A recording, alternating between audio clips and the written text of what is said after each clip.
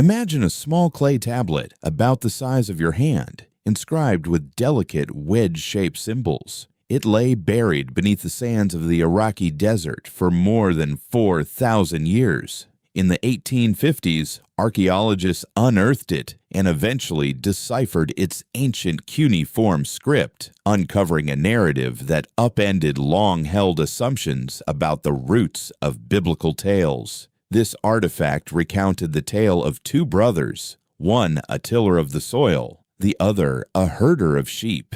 Each sought the approval of a goddess. One gained her favor, the other faced dismissal. From that snub arose repercussions that echoed across centuries. Our exploration begins in Genesis but extends far beyond.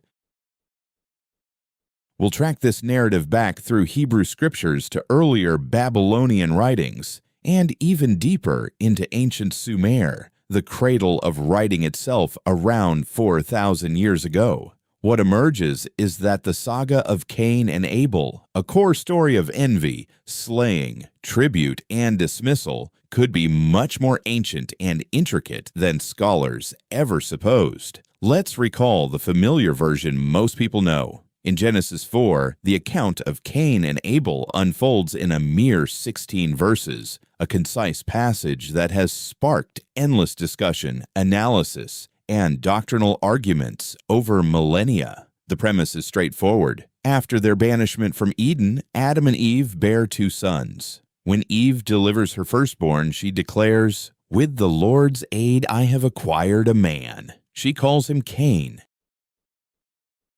Later, she gives birth to Abel, whose name receives no such fanfare or origin story in the Hebrew text. It's simply mentioned, evoking notions of fleeting breath or mist. From the outset, a quiet unease lingers. Cain's arrival is heralded with joy and heavenly involvement. Abel seems almost incidental, ephemeral. The narrative progresses. Cain takes up farming, cultivating the earth. Abel turns to shepherding, tending livestock.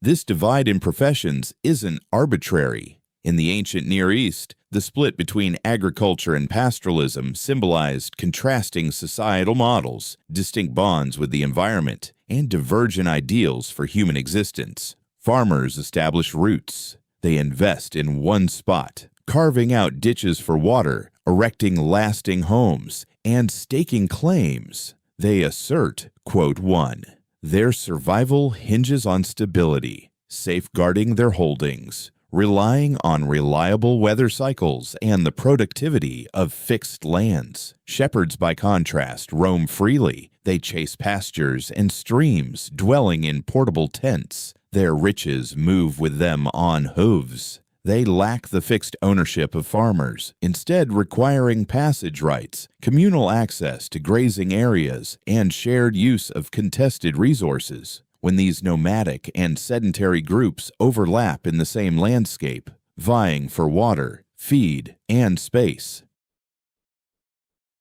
clashes are bound to arise. Herders demand open fields for their animals to feed without damaging sown crops. Cultivators guard their fields against roaming herds that could ruin harvests. Both sides covet the same streams, one for watering flocks, the other for channeling to fields. Such rivalries didn't just fuel this Genesis episode, they permeated the myths of the broader ancient Near East. Thus, we meet Cain, the farmer, and Abel, the shepherd. The pivotal scene arrives. Over time, the siblings present gifts to the divine. Cain offers produce from the soil. Abel submits the firstlings of his herd, including the richest, fattest cuts. Observe the subtle contrast in wording. Cain's gift is merely, quote 2, plain yield, unspecified quality. Abel's includes the choicest offspring and prime portions, ideal for the altar, yielding the most savory smoke and scent. The Lord looks favorably on Abel and his gift, yet shows no such interest in Cain's. Period.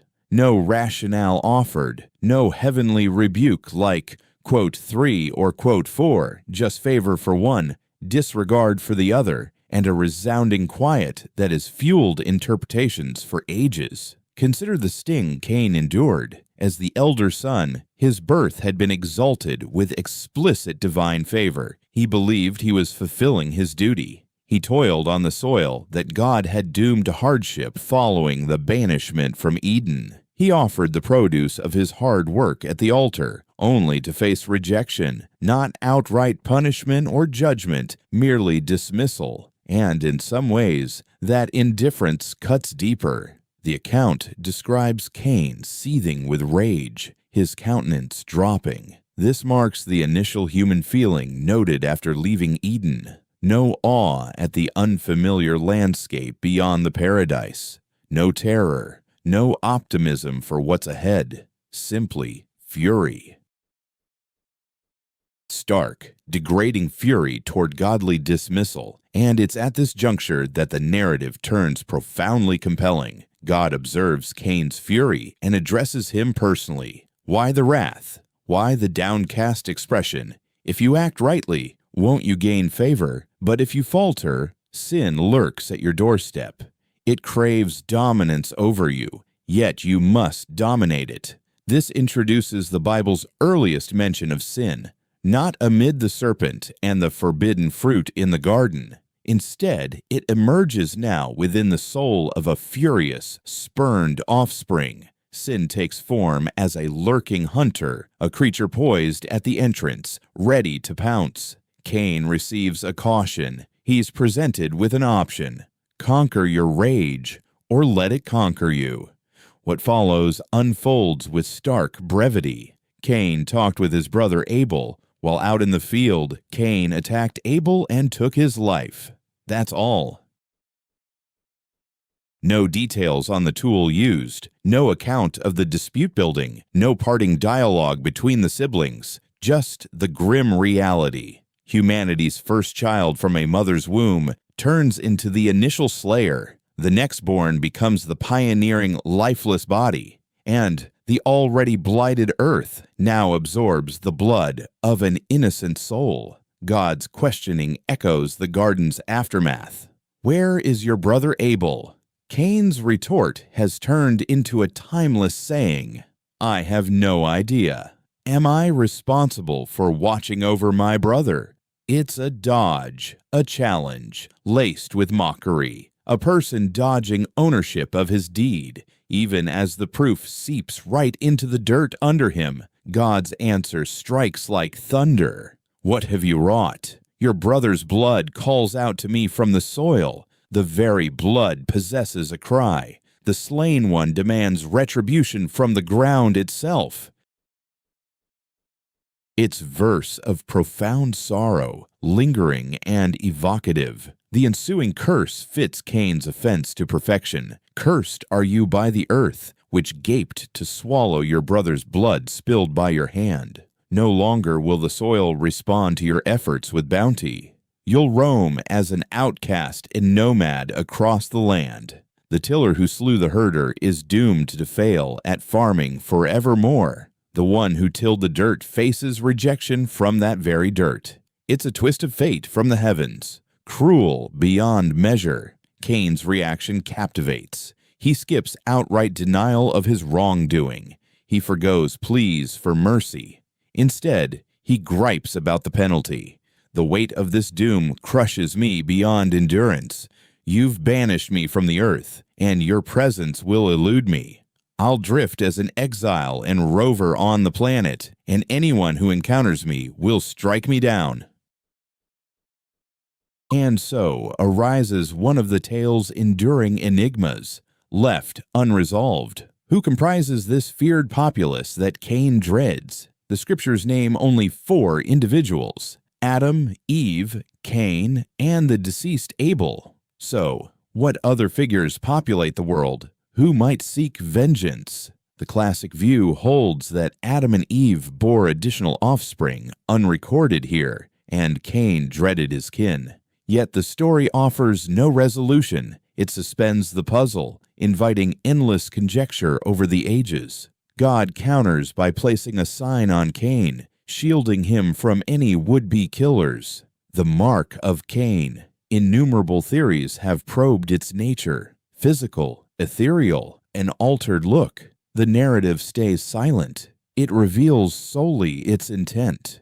Safeguarding. The premier killer bears a sign not for damnation, but for survival. Then Cain departed from God's sight and made his home in Nod, east of Eden, a realm called Nod, evoking endless roaming. The name itself underscores his fate. There he took his wife. Yet another riddle, her origins. He founded a settlement and fathered heirs who pioneered aspects of society. Nomadic herders, artists with lyres, forgers of bronze and iron. The progeny of the original killer spawned the architects of human progress, as though brutality and ingenuity were knotted together at the outset. That's the scriptural account in its essence, concise, eerie, intentionally vague, a chronicle that sparks far more inquiries than it settles. For much of Western tradition, readers took this as the primal rendition, the earliest recounting of sibling rivalry and heavenly scorn. But excavations in Iraq's arid expanses shifted that view. Before exploring the find, let's frame the era. The mid-19th century proved a pivotal moment in archaeological pursuits. Archaeology back then was still in its infancy, far from properly structured, with most digs led not by experts, but by explorers, envoys, and seekers of riches. Europe's major institutions, the British Museum, the Louvre, the Berlin collections, were in a fierce contest to stock their galleries with relics from antiquity. Meanwhile, the Ottoman Empire, ruling over vast swaths of the Middle East, started permitting these foreign diggers to explore long-buried locations. The reasons behind it all varied widely. Certain researchers truly sought to grasp the past, confirm stories from the Bible, and uncover civilization's roots. Others chased flashy artifacts to attract visitors and funding. Plenty more were fueled by patriotic fervor, eager to secure the grandest finds for their nations. Amid this rivalrous and often disorganized scene emerged figures such as Austin Henry Layard, Paul Emile Botta, and eventually Leonard Woolley. At first, they had no interest in Sumer. They weren't even aware it had existed. Their sights were set on Assyria and Babylon, realms chronicled in the Bible and ancient writings. Yet as they excavated, they uncovered strata below the Assyrian and Babylonian layers, earlier ceramics, cruder construction methods, and inscriptions that predated everything familiar. Picture yourself as a European excavator in the 1840s, stationed in present-day Iraq under Ottoman control. You're sifting through old ruins for proof of Bible-era societies, aiming to validate the sites described in holy texts. Suddenly, you unearth astonishing items: enormous winged bulls with human faces, walls of palaces adorned with carvings of rulers and wars. And all around, these odd wedge-like symbols etched into rock or imprinted on clay slabs. Countless slabs, from palm-sized ones to volumes as thick as reference books. The symbols obviously formed a script, yet no one could decipher them. They belonged to no recognized tongue, nor did they use an alphabet. A single sign might stand for a phoneme, a full term, or a whole idea, varying by situation. The intricacy was frustrating. Progress began with Akkadian and Babylonian Semitic tongues, which shared loose ties to Hebrew and Arabic. Experts drew on dual-language carvings and similar vocabulary to gradually decode senses. By the 1850s, Akkadian cuneiform became decipherable, albeit laboriously. Still, beneath those Akkadian writings, diggers continued to reveal ancient remnants, distinct pottery designs, simpler building styles, and tablets inscribed in a precursor to Babylonian script, but in an utterly alien language, unrelated to any previously known. They had stumbled upon Sumer without a clue about the Sumerians' identity. The Bible made no reference to Sumerians. Greek or Roman texts ignored them.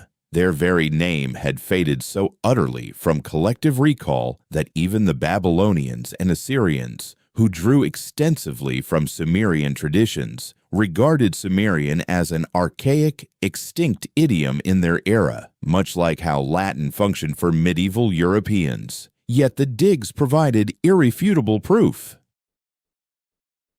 Sumerians erected humanity's inaugural cities, not mere hamlets or settlements, but true metropolises housing tens of thousands. Sites such as Uruk, Lagash, Nippur, expansive hubs featuring towering temple precincts, royal quarters, housing zones, ports, and craft areas. This happened circa 3500 BCE, while much of the globe lingered in dispersed farming communities. Even more crucially, Sumerians devised writing. Around 3400 BCE in Uruk, an individual devised pressing a reed tool into moist clay to create deliberate impressions denoting sounds and concepts. This marked no initial stab at symbols people had sketched and marked for millennia, but it stood apart, methodical, teachable, capable of refinement over time. The initial tablets mostly logged accounts, quantities of barley in temple vaults, sheep counts per overseer, rosters of laborers and their allotments, dull bureaucratic tasks, yet transformative in their dullness. Since data no longer relied on mere recollection, insights could endure, spread, and build up.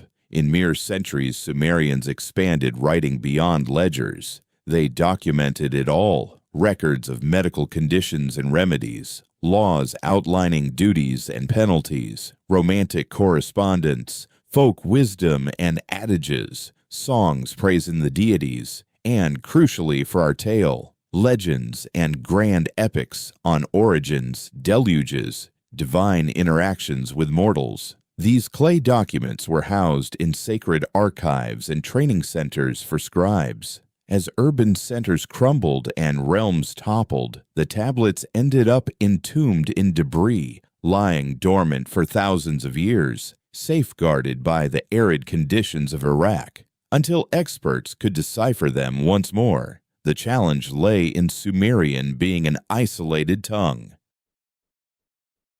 unconnected to any familiar linguistic group. No bilingual key like the Rosetta Stone linked it to a recognizable language. The writing system featured countless symbols, each shifting in meaning based on context. It seemed insurmountable, yet researchers pressed on, drawing from vast collections of tablets. They drew on Akkadian writings that featured Sumerian vocabulary lists and explanations. They cross-referenced matching sections from various sources. They pored over repetitive student copies from scribal lessons. Gradually, with meticulous effort, they unlocked the system. By the 1890s, Sumerian texts became readable, not flawlessly. Disagreements linger over some terms and syntax, but sufficiently to grasp the overall sense. Their discovery stunned. Sumerians recounted a flood myth, a pious figure alerted by deities to construct a vessel and rescue creatures, waves engulfing the world.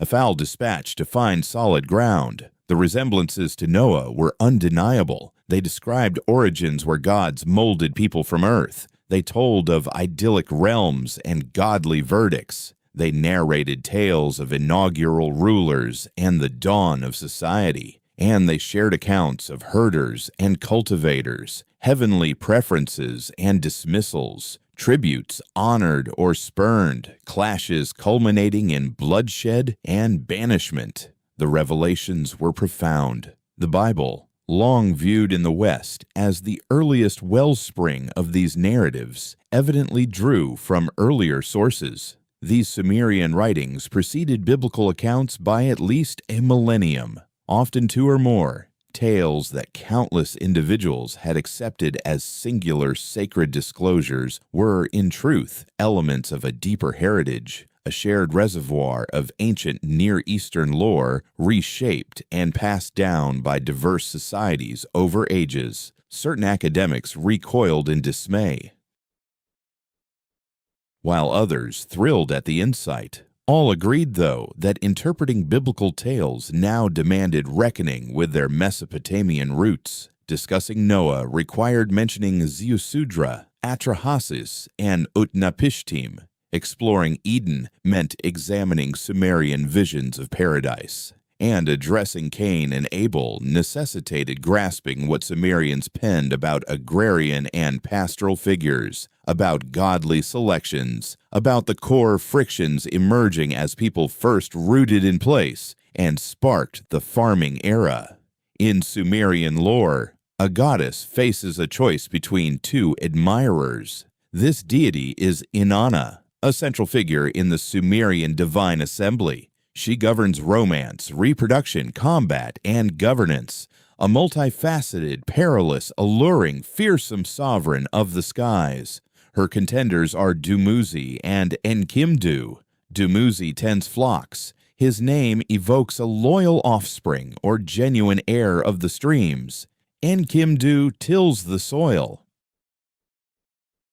His moniker ties to terms for waterways and ditches, firmly positioning him as an emblem of farming society. The narrative survives on numerous tablets unearthed at sites throughout ancient Mesopotamia. Not every version matches precisely. Differences appear. Lacunae from broken fragments. Parts too eroded for sure interpretation. Yet the essential plot holds steady. It opens with Inanna's sibling, Utu, the solar deity, urging her toward Dumuzi, the herder. Inanna demurs. She states her inclination plainly. She favors the farmer. The inscription captures her logic with remarkable precision.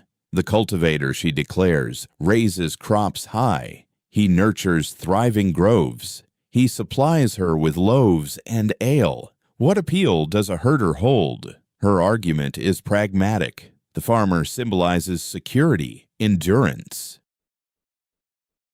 He cultivates the earth, yields the essentials of Sumerian existence, barley for loaves and brew, flax for garments, fixed plots free from endless wandering. To Inanna, this choice feels self-evident, yet Dumuzi won't yield to dismissal. He delivers what could be humanity's earliest preserved persuasion effort, a fervent vindication of pastoral existence. This is where the Sumerian narrative turns truly captivating, as Dumuzi refrains from claiming shepherds outshine farmers outright.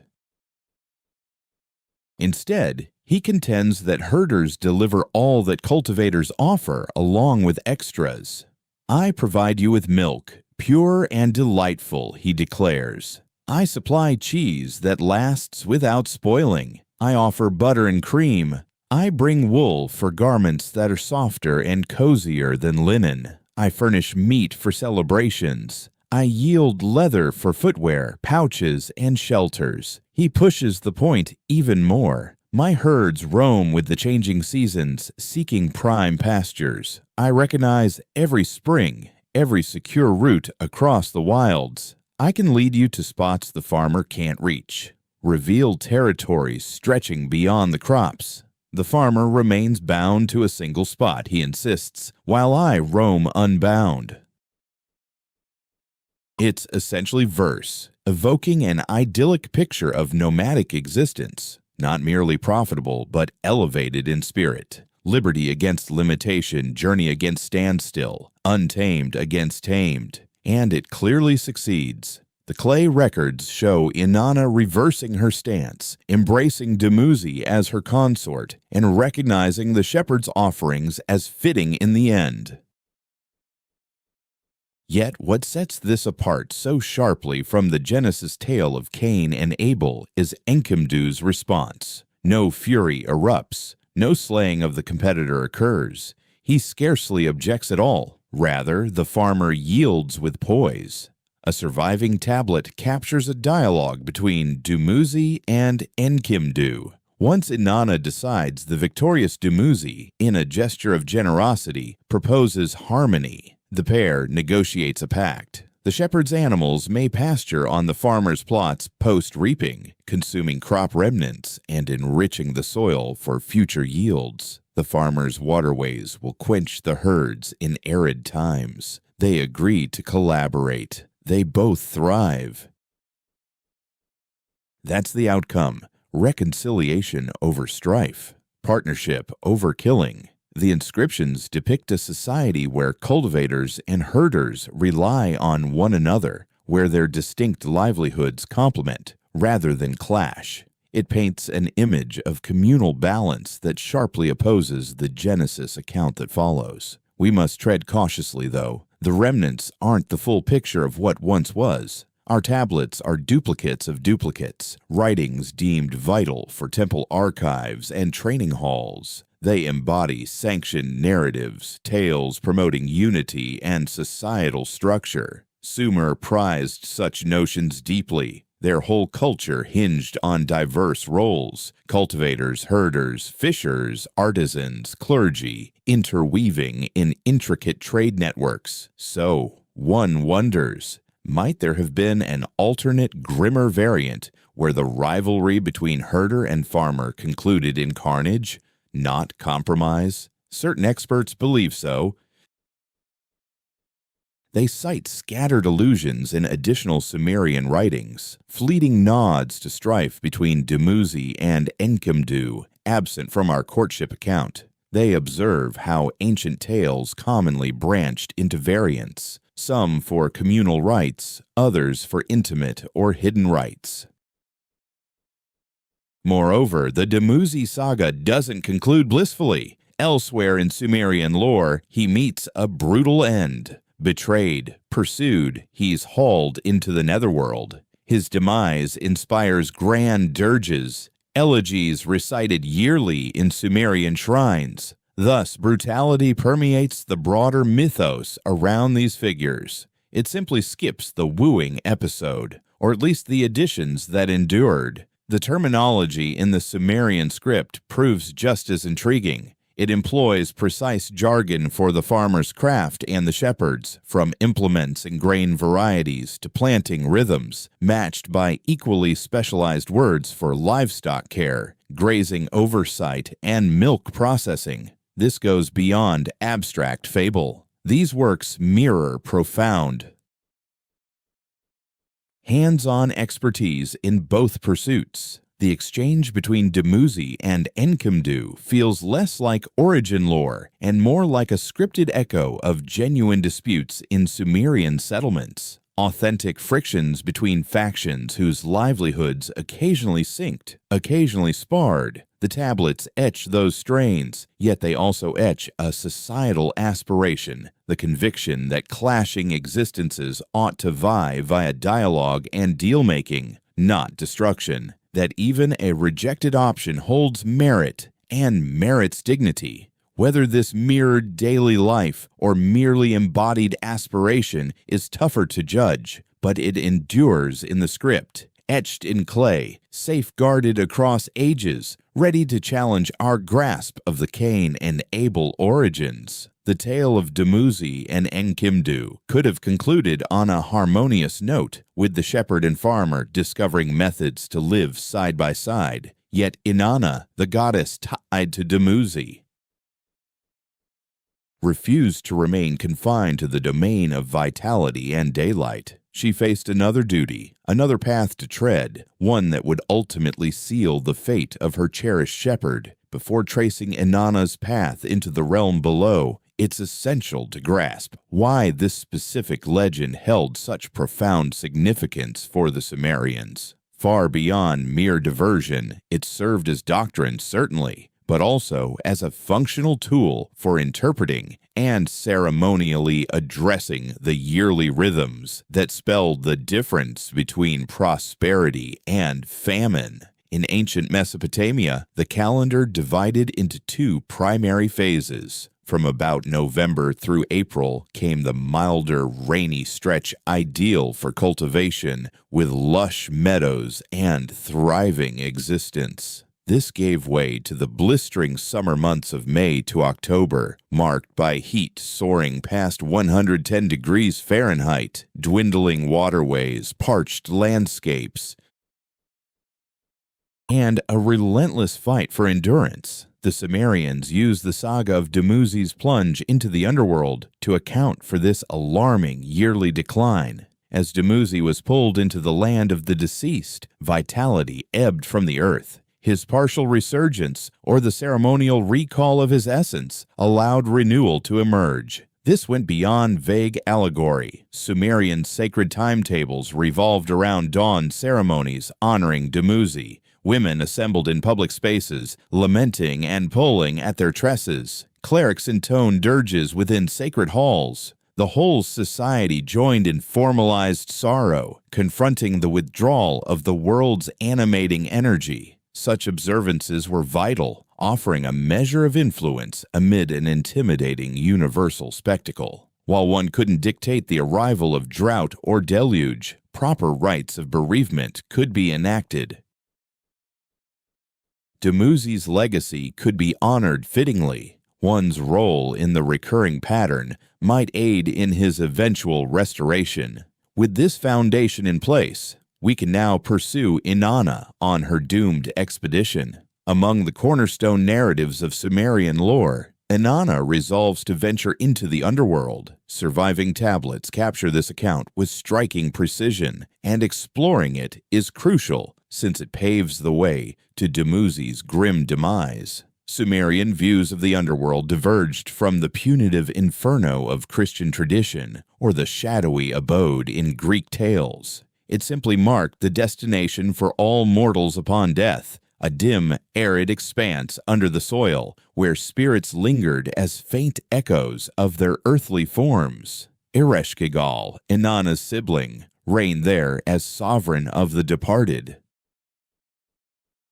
The records offer no unified motive for Inanna's choice to embark. Certain recensions imply a bid to contest her sister's rule, aiming to broaden her celestial sway into death's territory. Alternative accounts allude to her attending the rites for her sister's spouse. Regardless of the impetus, fellow deities deem it a disastrous venture. Inanna readies herself meticulously, adorning her complete array as heaven's monarch. Tiara, ornaments, imperial robes, every emblem of her sovereignty. She instructs her attendant to sound the alert should she fail to re-emerge after 3 days. Then she nears the initial portal to the depths. 7 portals guard the underworld, and with each, Inanna surrenders an item.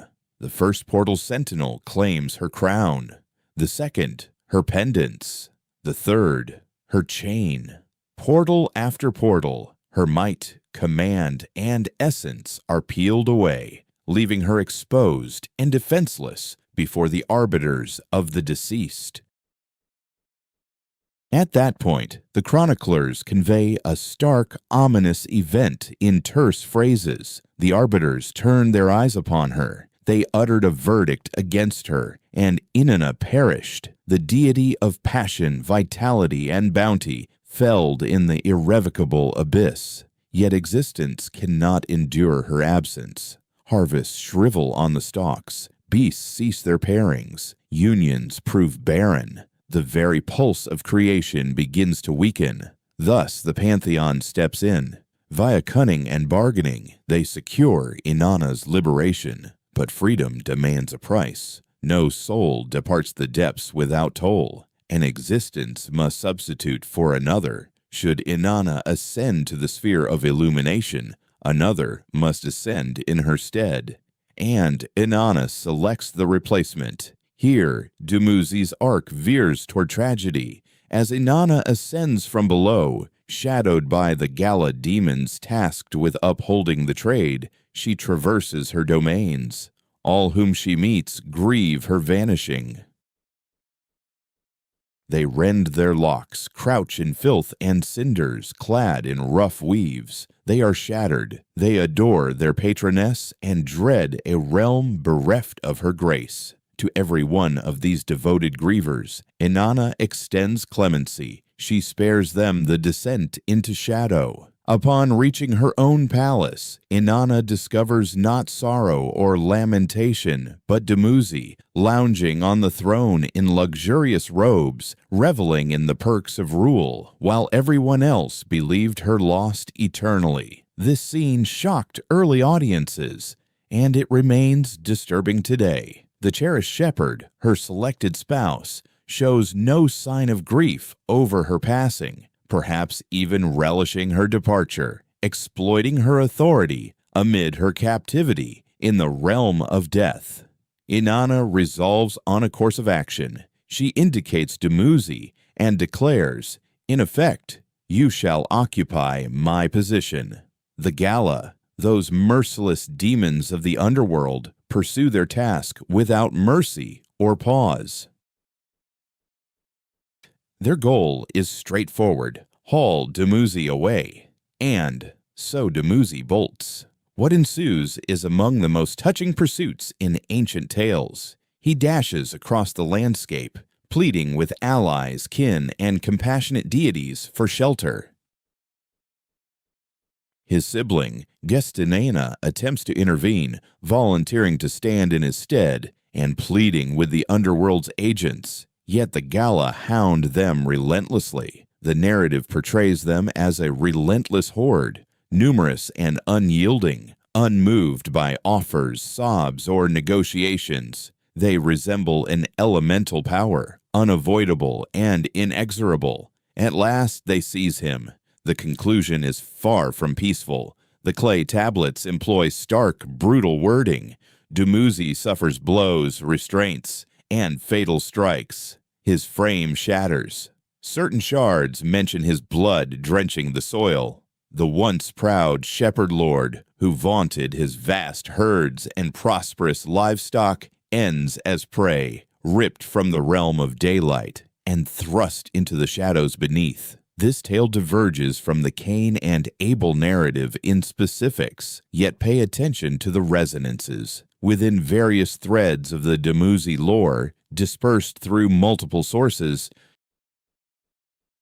subtle suggestions emerge of familial disloyalty, allusions to a sibling or intimate male kin who aids in his downfall, whether by surrender, neglect, or direct involvement in his apprehension. These elements are incomplete, fragmented over marred tablets and variant accounts. Still, the pattern persists. A prominent shepherd figure undone by a near relative, meeting a savage end. Pure chance, possibly. Or perhaps it reveals the profound impact such narratives had on primordial cultures. In compact settlements with close-knit clans and scarce provisions, strife frequently erupted within households rather than among outsiders. The gravest killings weren't assaults from foes or clashes in war. They were acts of treason from within.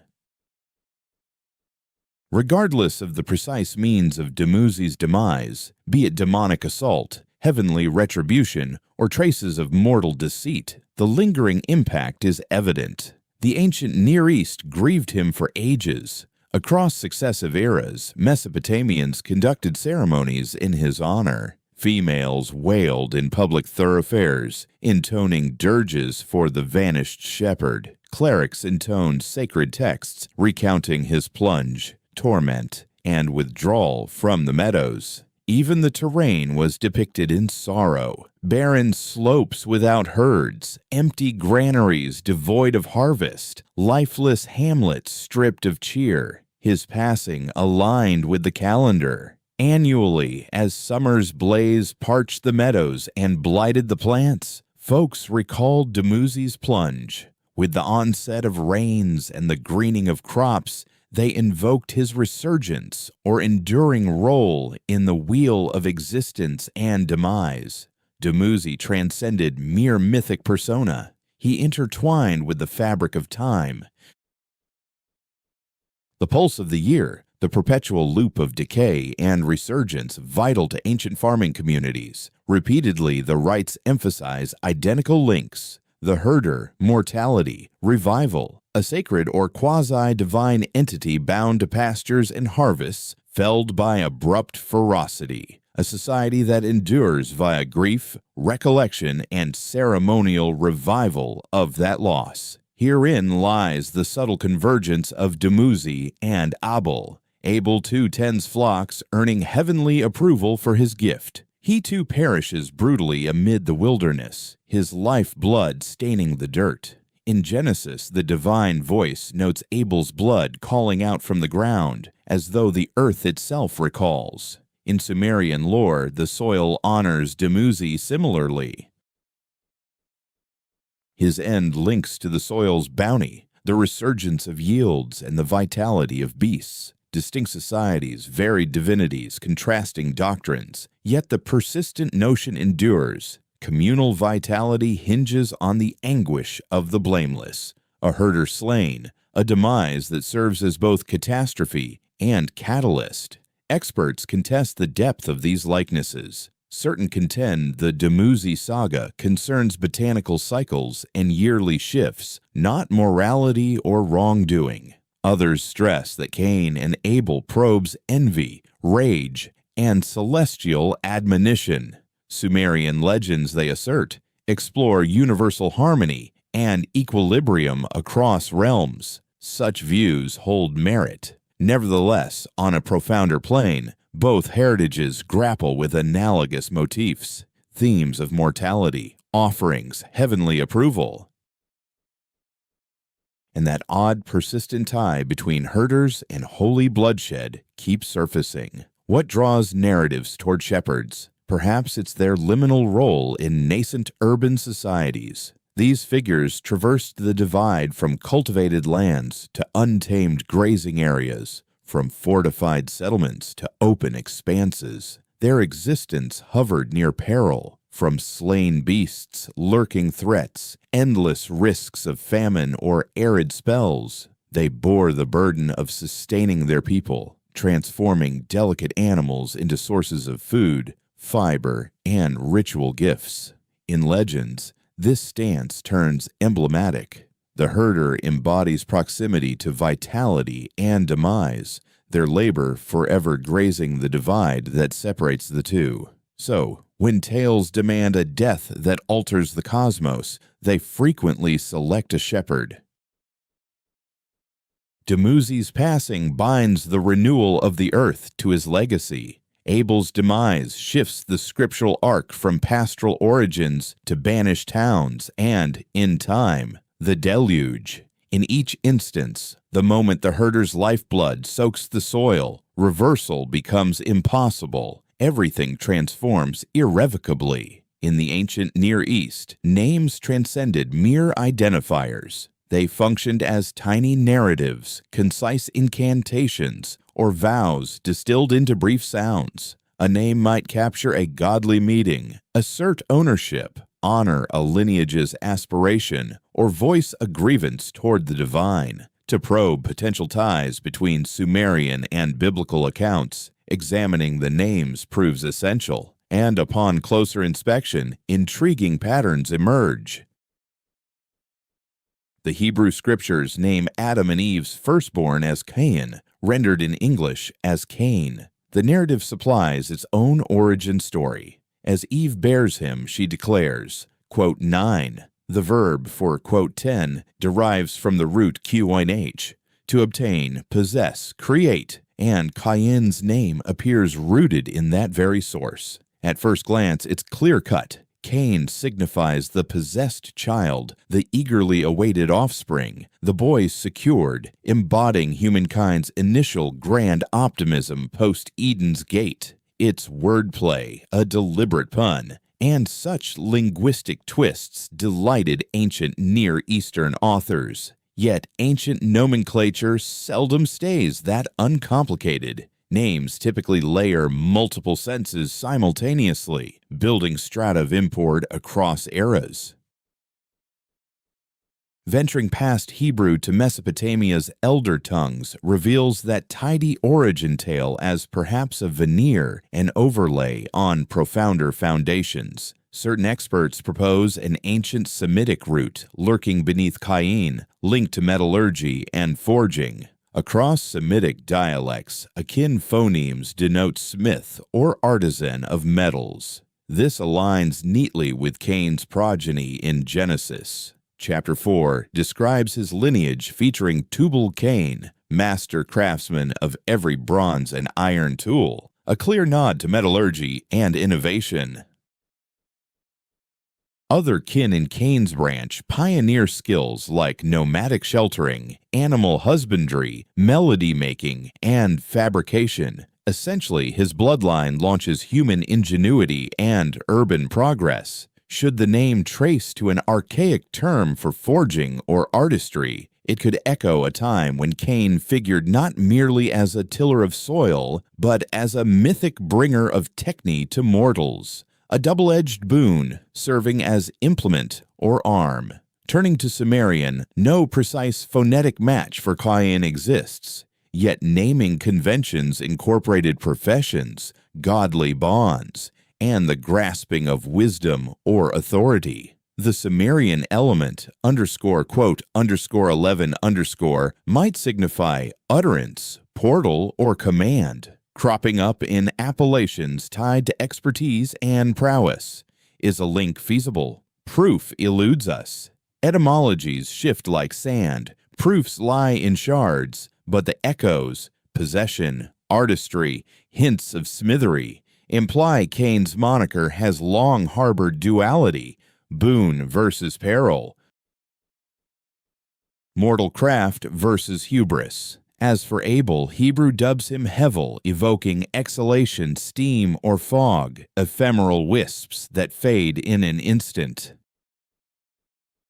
The term recurs in Ecclesiastes, where all is Hevel laments life's transience, a mere sigh in chill air, crafting a moniker for one who endures scant time and perishes early. Hevel fits with eerie precision. His existence flickers. His tale spans mere lines. His essence calls from the earth. Then silence descends. The chronicle advances. Juxtaposing this against Sumerian ideas softens the outlines. Sumerians employed terms like, quote, 13 for vitality, respiration, soul, the vital spark gods bestowed or revoked freely. Though not a straight lift from Sumerian, the imagery it invokes, life as gust, being as haze, permeated Mesopotamian worldview. A straightforward linguistic link? Unlikely in any straightforward sense. The term fits snugly within Hebrew traditions, yet the concept it evokes, life as something delicate and fleeting.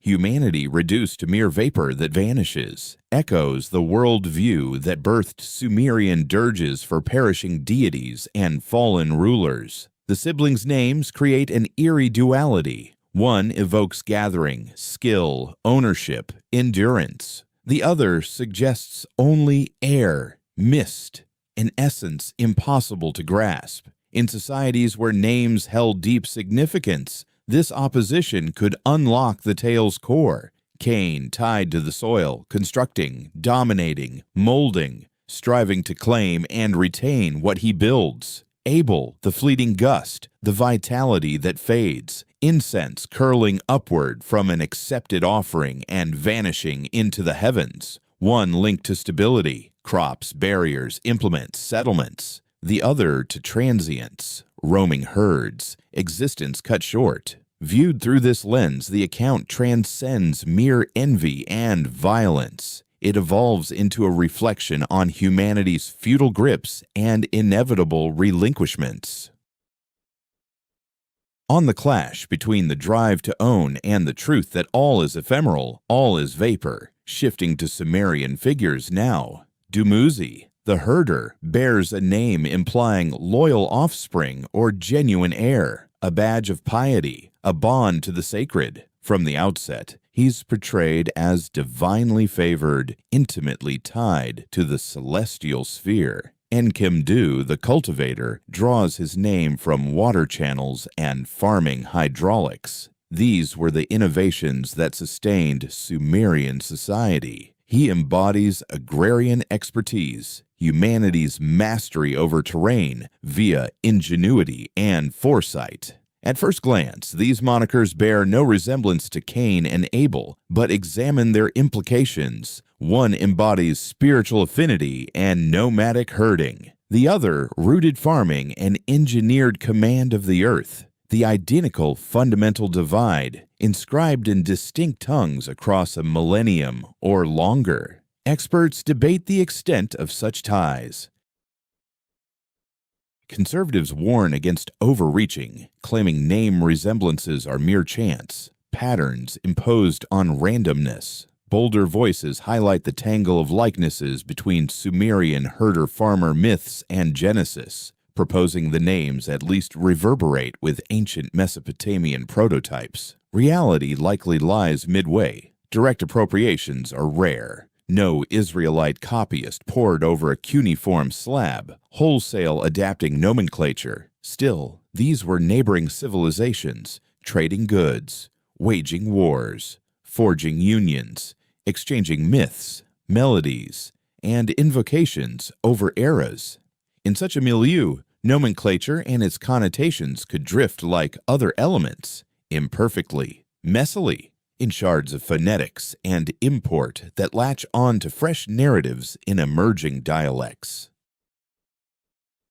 Uttering Cain and Abel, Dumuzi and Enkimdu, you invoke terms that might have traversed countless iterations, undergone renditions and reinterpretations, gathered interpretive strata like riverbed deposits. Their senses have likely warped, fractured, been overlaid with folk etymologies repeatedly. Nevertheless, an echo of the primal spark endures. Ownership versus forfeiture, skill versus air, solidity versus mist, endurance versus evanescence. Perhaps the primordial narrators toyed with these vibrations deliberately. Perhaps Sumerian listeners once caught parallel sounds, one grounded, one ethereal, and foresaw the impending sorrow. Or those motifs might have emerged separately in varied tongues as bards distilled philosophies into compact, indelible labels. Regardless, the names embed themselves in the enigma,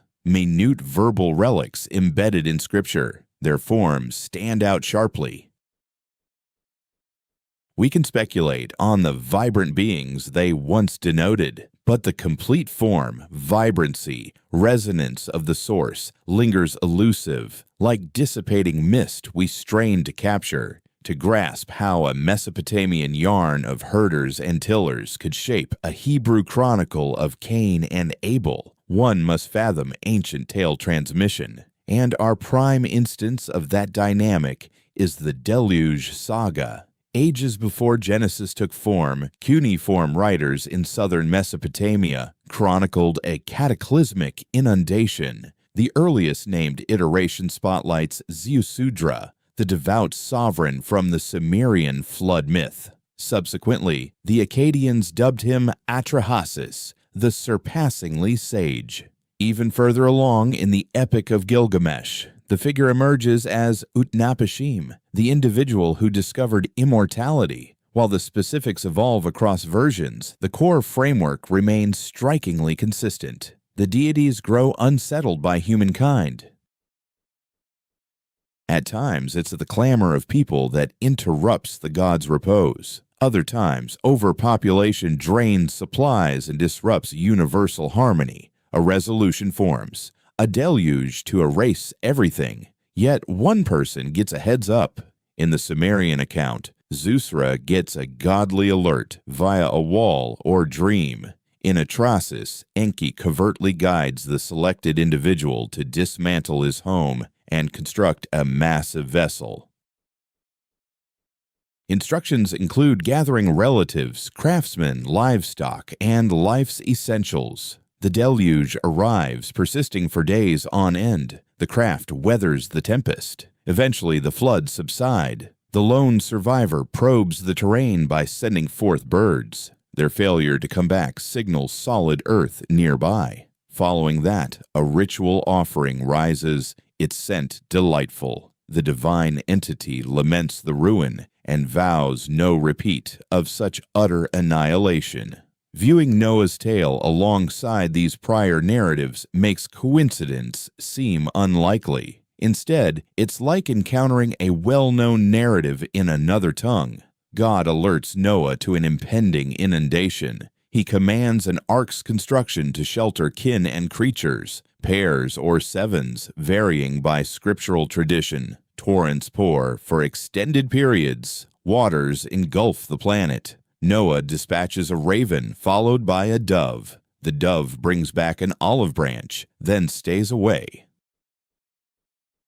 Noah emerges on firm soil, presents an offering. God inhales the savory scent and pledges against future total annihilation by flood, placing a celestial token. These resemblances go beyond mere lyricism. They're foundational, precise, and largely undisputed among ancient Near Eastern experts. The prevailing view holds that Genesis's flood narrative developed amid a culture steeped in Mesopotamian deluge lore. Biblical writers didn't conjure a global cataclysm from thin air. They joined an enduring dialogue, reshaping an ancient template to fit their beliefs in one ethical deity. The path is evident. Sumerian, Akkadian, and Babylonian deluge writings precede the Hebrew scriptures by hundreds or even over 1,000 years. During the 6th century BCE Babylonian captivity, Judah's leaders encountered Mesopotamian writings firsthand.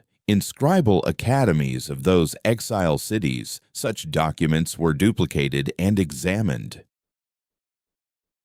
It's not a stretch to envision a Judahite copyist encountering Atrahasis or Gilgamesh's flood and sensing its potency, then refashioning it into Israel's covenant framework. Embracing this, and most scripture experts do, unlocks a key insight. The deluge sets a pattern. If a landmark like Noah's Ark stems from or is profoundly influenced by prior Mesopotamian sources, it justifies scrutinizing other Genesis tales for akin influences. Cain and Abel, Babel's Tower, aspects of Genesis 1 and 2's origins. Might these two rest on Sumerian or Akkadian roots?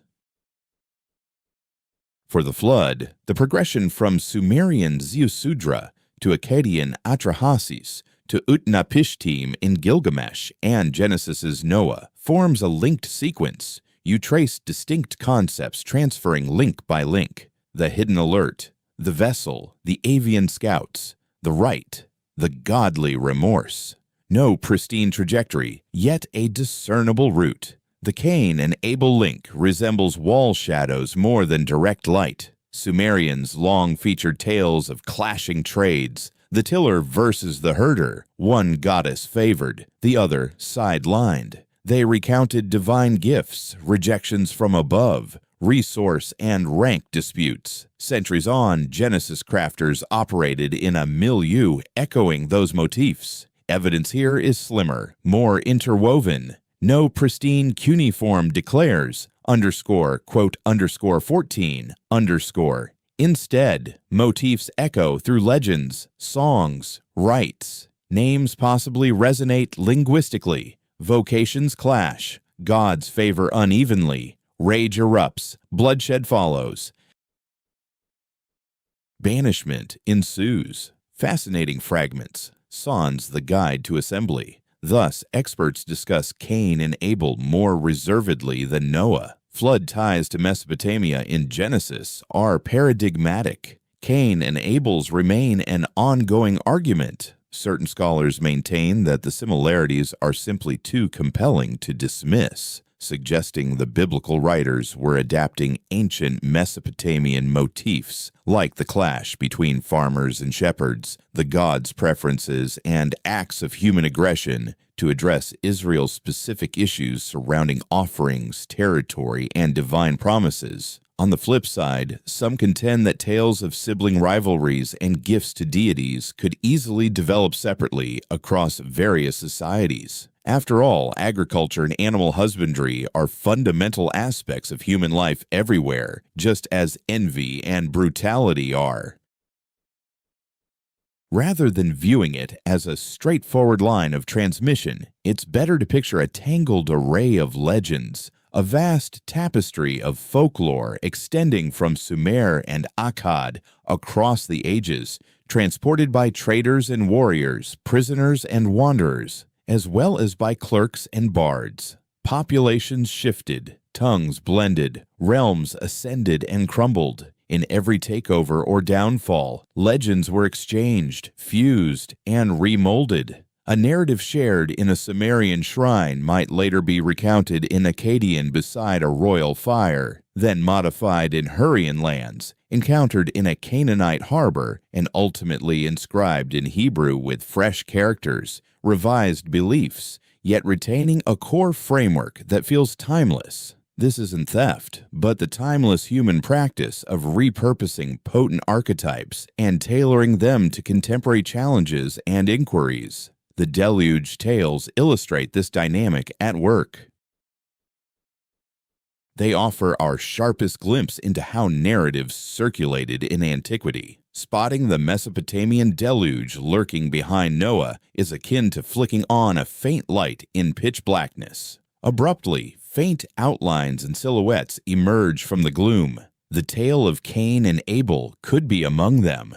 Or perhaps it's an original invention that simply shares the same conceptual realm. A cosmos where deities favor certain individuals over others, where soil, sustenance, and rituals carry profound universal weight, and where shed human life calls out from the earth. What remains clear is that Genesis didn't spring from nothing. It arose amid a landscape already brimming with accounts of beginnings and endings, inundations and paradises, rulers and herders, cultivators and divinities. The Sumerian clay tablets reveal an antecedent stratum of that realm.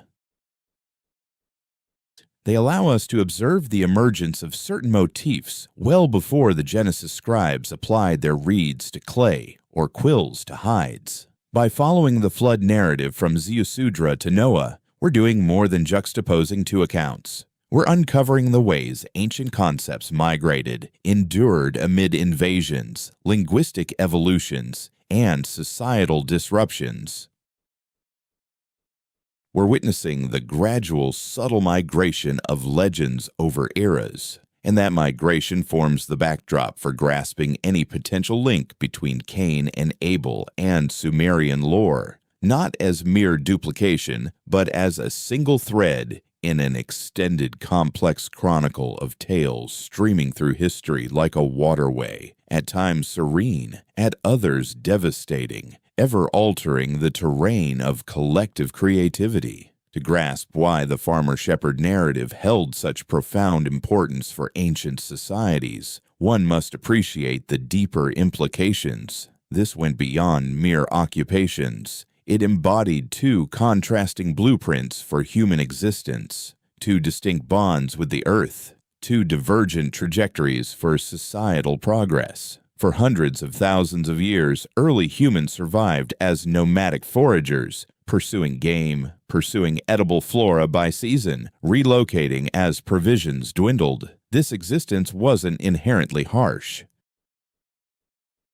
Contemporary ethnographic research on surviving foraging groups indicates they typically labored fewer hours than farming communities, enjoyed more diverse nutrition, and faced fewer outbreaks of contagious illnesses. Yet circa 10,000 BCE, within select fertile basins, the Tigris and Euphrates of Mesopotamia, the Nile of Egypt, the Yellow River of China, the Indus of South Asia, innovation took hold. Communities began intentionally sowing crops, preserving seeds, and remaining settled to witness the yield.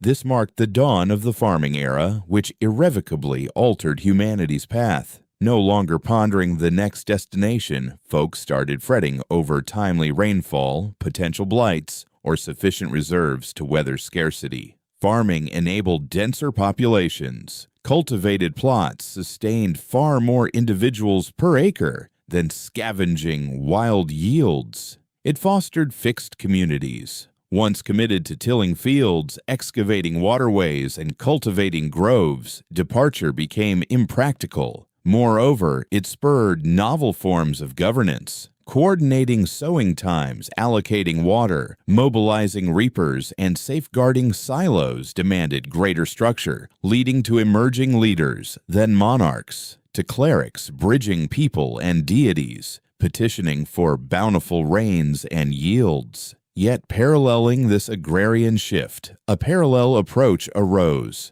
herding, rather than sowing seeds in the soil.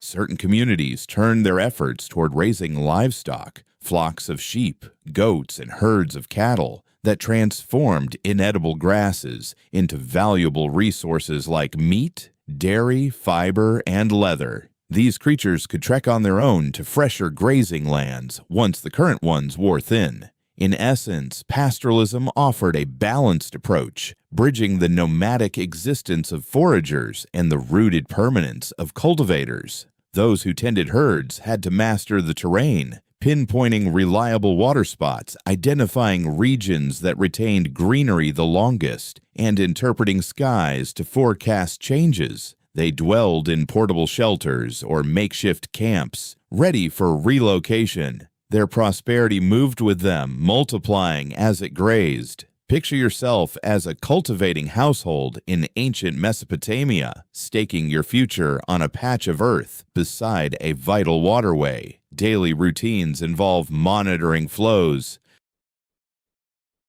uprooting intruders, mending barriers, and shooing pests from tender sprouts. Your fortune is embedded in that dirt. A single mishap, hoof prints crushing your crops, a clogged channel, or untimely river levels could devastate the season, leaving your family on the brink of famine. Then arrives a herding clan with their roaming animals, driven by hunger. The prime forage just so happens to sprout in your cultivated rows or border your budding plants.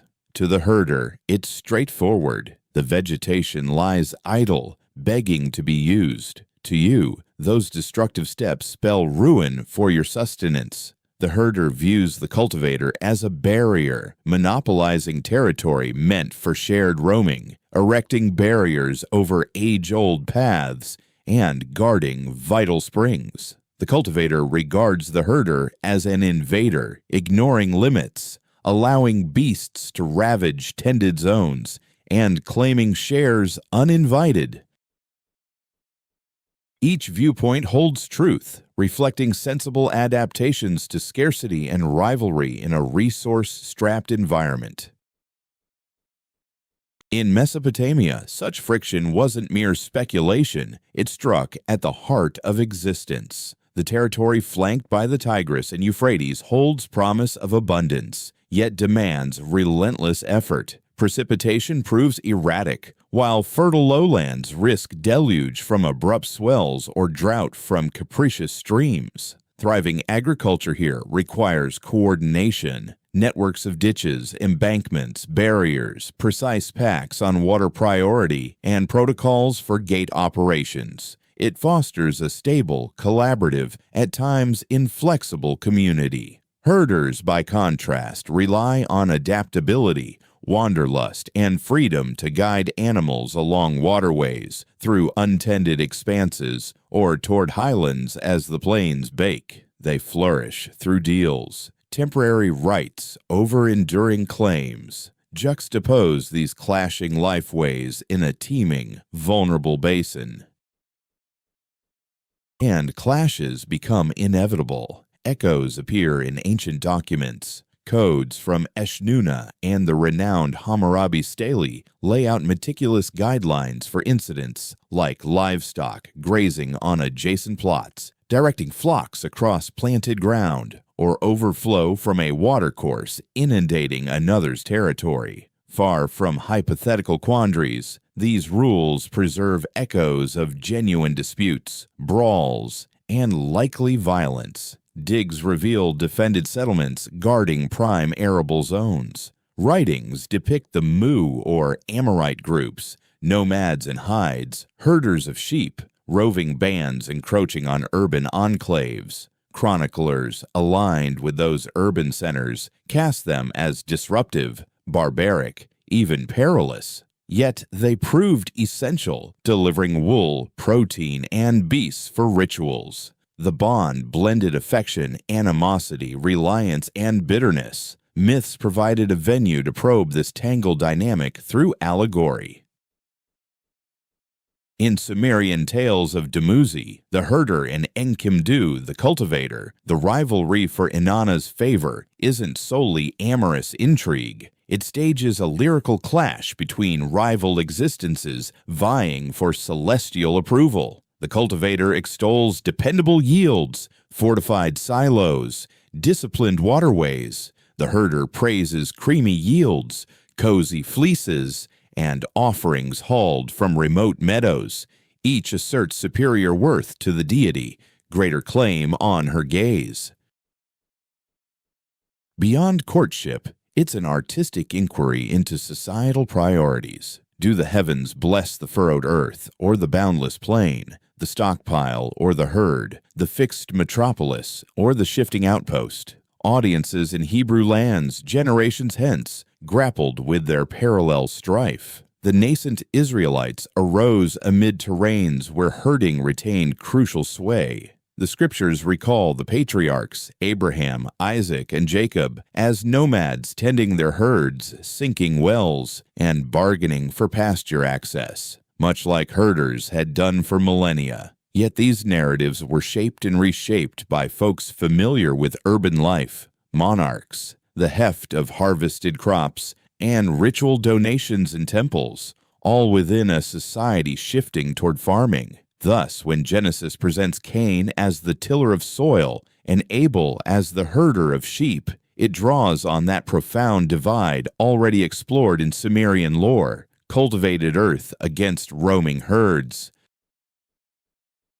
shrines laden with produce versus those slick with sacrificial blood, rooted existence versus nomadic drift. Across both cultures, the rivalry boils down to seeking godly approval. Which tribute delights the divine? Which livelihood earns celestial blessing? Yet lurking deeper is a sharper worry: which existence will endure? In reality, this went beyond godly whims or individual decisions. The rise of farming reshaped power dynamics entirely. Tended crops sustained denser crowds than grazing lands. Fortified settlements muster warriors and erect sanctuaries. Gradually, cultivators evolve into urbanites, and those urbanites pen the chronicles. In such accounts, the herder often appears as the interloper, the outsider hovering outside the gates, untamed, unrooted, unreliable. Still, recollection clings tight. As urban centers sprouted in Mesopotamia and the Levant, echoes of ancient practices lingered. Folks recalled trailing sheep beneath night skies. They evoked eras when herding dominated, maybe offering surer odds. That wistful yearning pops up unexpectedly. Rulers proclaiming themselves as caretakers of their subjects, deities portrayed as guiding devotees like sheep, hymns declaring the Eternal One as guardian of the fold. Mythology, in its quiet potency, captured this farmer-herder clash while seeking harmony. Dumuzi, the herder, wins Inanna's affection, yet embodies cyclical demise and renewal linked to farming rhythms. Cain, the cultivator, serves as a caution against fury. But in Hebrew lore, herders later rise as saviors and rulers. At the core lies a factual shift. Humankind edged from itinerant herding and gathering to fixed plots, fixed towns, fixed realms. This evolution spanned ages, not lifetimes, through tiny decisions. A settlement carving a wider irrigation ditch. A group opting to enclose a field rather than wander. A household sowing wheat instead of foraging wild patches. Every such step bred victors and vanquished, igniting frictions that could erupt into violence. From there sprang the legends: Dumuzi and Enkidu in Sumer, Cain and Abel in Hebrew, stories where a herder and a farmer embody forces far grander. Narratives of sibling strife reflecting a whole society's arduous grasp of rooted living. Tuning into these tales now reveals beyond old beliefs the resonance of that protracted, jagged change, the whisper of quarrels over streams, meadows, and yields, recast as heavenly clashes and fatal kinslayings. The cultivator and the herder persist, eyeing one another over the furrows, each convinced their path alone merits divine nod, each upholding a model of thriving that clashes with the rest, each tracing a route humanity half embraced and half forsook, forging the intricate, at times clashing world we dwell in. In the Genesis account, strife ignites not with bloodshed, but a scowl. The divine regards Abel's gift with pleasure, yet spurns Cain's. No rationale offered, no guidelines, no thunderous decree decrying the flawed present. Merely embrace for one sibling, dismissal for the other, and a quietude potent enough to shatter resolve. For ages, interpreters have probed that void. Was Cain's portion meager, his intent flawed? Did the Eternal crave flesh more than fruit?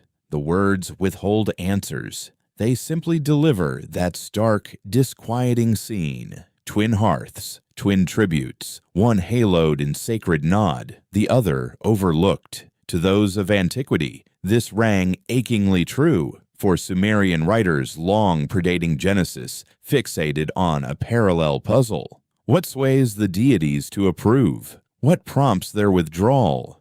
In Sumer, the divine were no vague forces of order. They craved sustenance, drink, specifics. They savored choice bites, aromas, rites. Sanctuaries earned their name as abodes. Divine idols received baths, garb, meals each day. Offerings formed no mere emblems. They constituted upkeep. Neglecting to appease the gods could lead to the collapse of the entire world.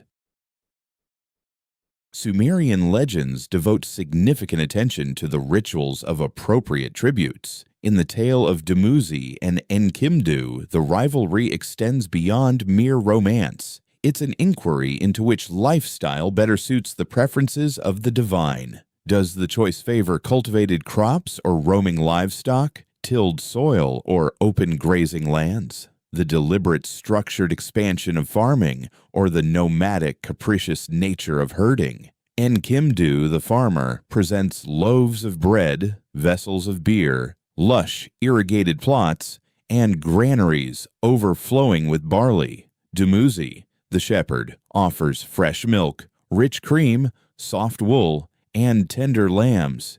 Each contribution holds worth, each sustains society. Yet time and again, particularly in evolving traditions, it's Dumuzi who ascends toward divine status. Dumuzi earns the affection of the mighty goddess Inanna. His demise and eventual partial resurrection become intertwined with the rhythms of plant growth and renewal. Within this evolution, certain experts detect resonances with the Genesis narrative. Abel, akin to Dumuzi, tends to sheep and goats. Cain, mirroring Enkidu, toils the earth. One submits produce from the soil, the other presents the firstlings of his herd, along with their choicest fatty sections. The elements ideal for combustion, yielding the most pleasing scents upon the altar. Once more, the motif repeats. The herdsman's tribute wins favor, while the tiller's does not. Within Mesopotamian sacred complexes, not all gifts carried equal appeal. Certain ones delighted more than others.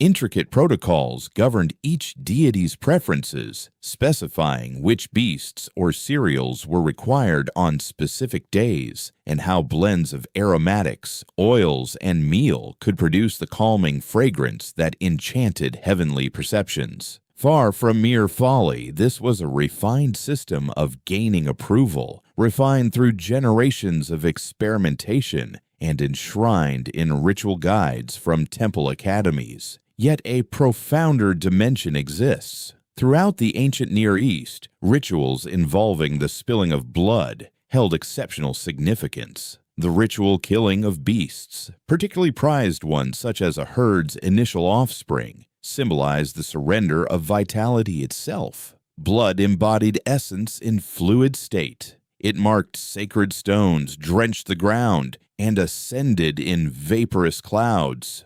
Presenting it, declared, "Here, upon this slab, I lay down true vitality, true sacrifice." Offerings of grain, however, evoked greater ambiguity.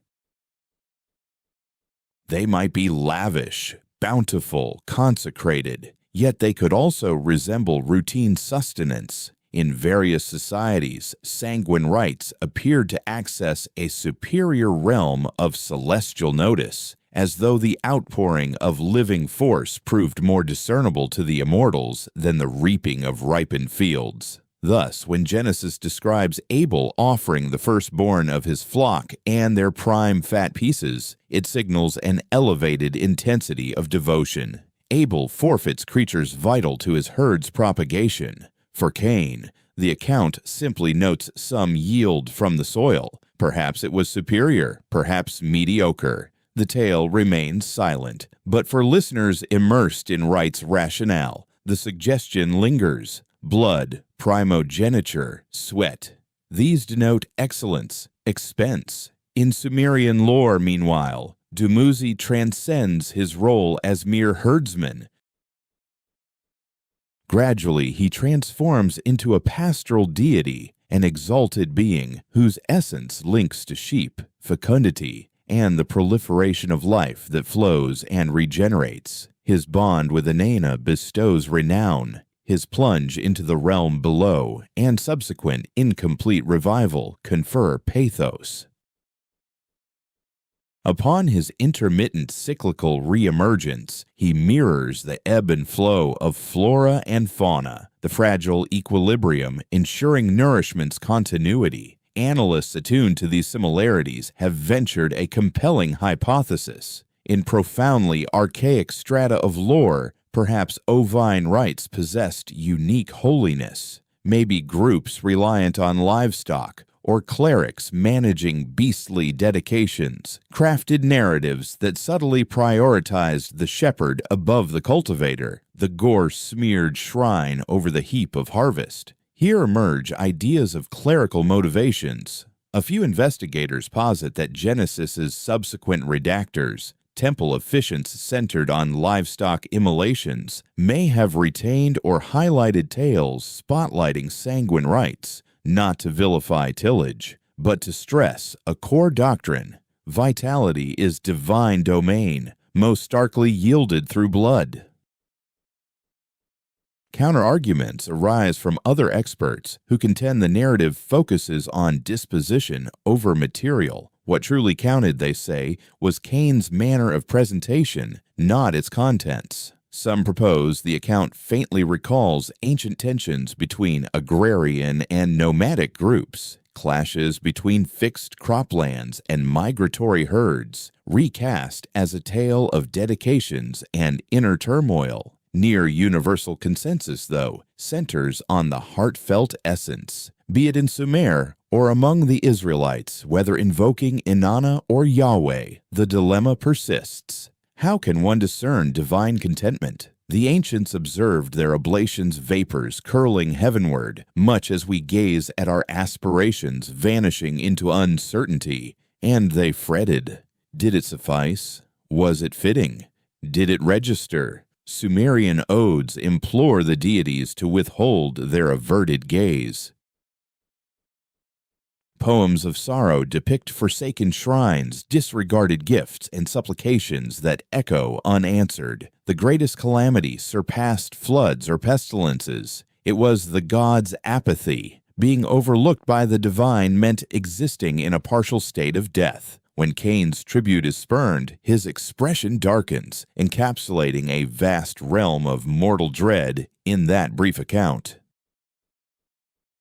He has performed what he believes is required, toiled the earth, harvested its yield, placed it at God's feet, only to encounter vagueness rather than affirmation. No bolt from the heavens, no condemnation, just absence of blessing. Forced to decipher the quiet alone, he responds in the most ruinous manner imaginable. The Sumerians were intimately familiar with this sensation. Their myths grapple with deities who grant boons and deny them for motives left shrouded in mystery. Harvests wither despite devoted rites. Tempests ravage devout settlements enduring for centuries. Dumuzi, cherished by Inanna, nonetheless gets captured and hauled to the netherworld. Purity offers no shield. Loyalty ensures no payoff. Across both cultures, a subtle, eerie insight emerges. The universe isn't a straightforward dispenser where tribute yields reliable grace. The gods, or God, can seem capricious, even unjust.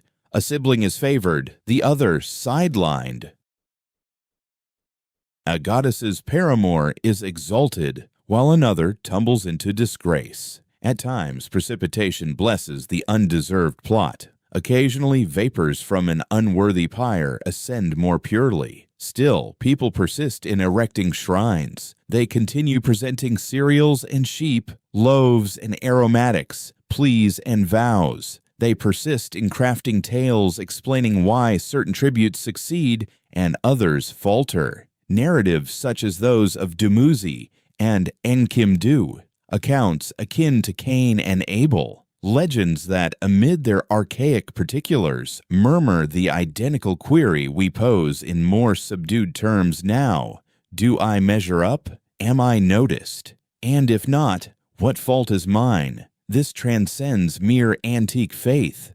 It touches a core aspect of existence, the craving for acknowledgement, for endorsement, for any indication that our labors count, that we're perceived, that our cries aren't lost in emptiness. As Cain delivers his gift and meets void, while Abel's earns acclaim.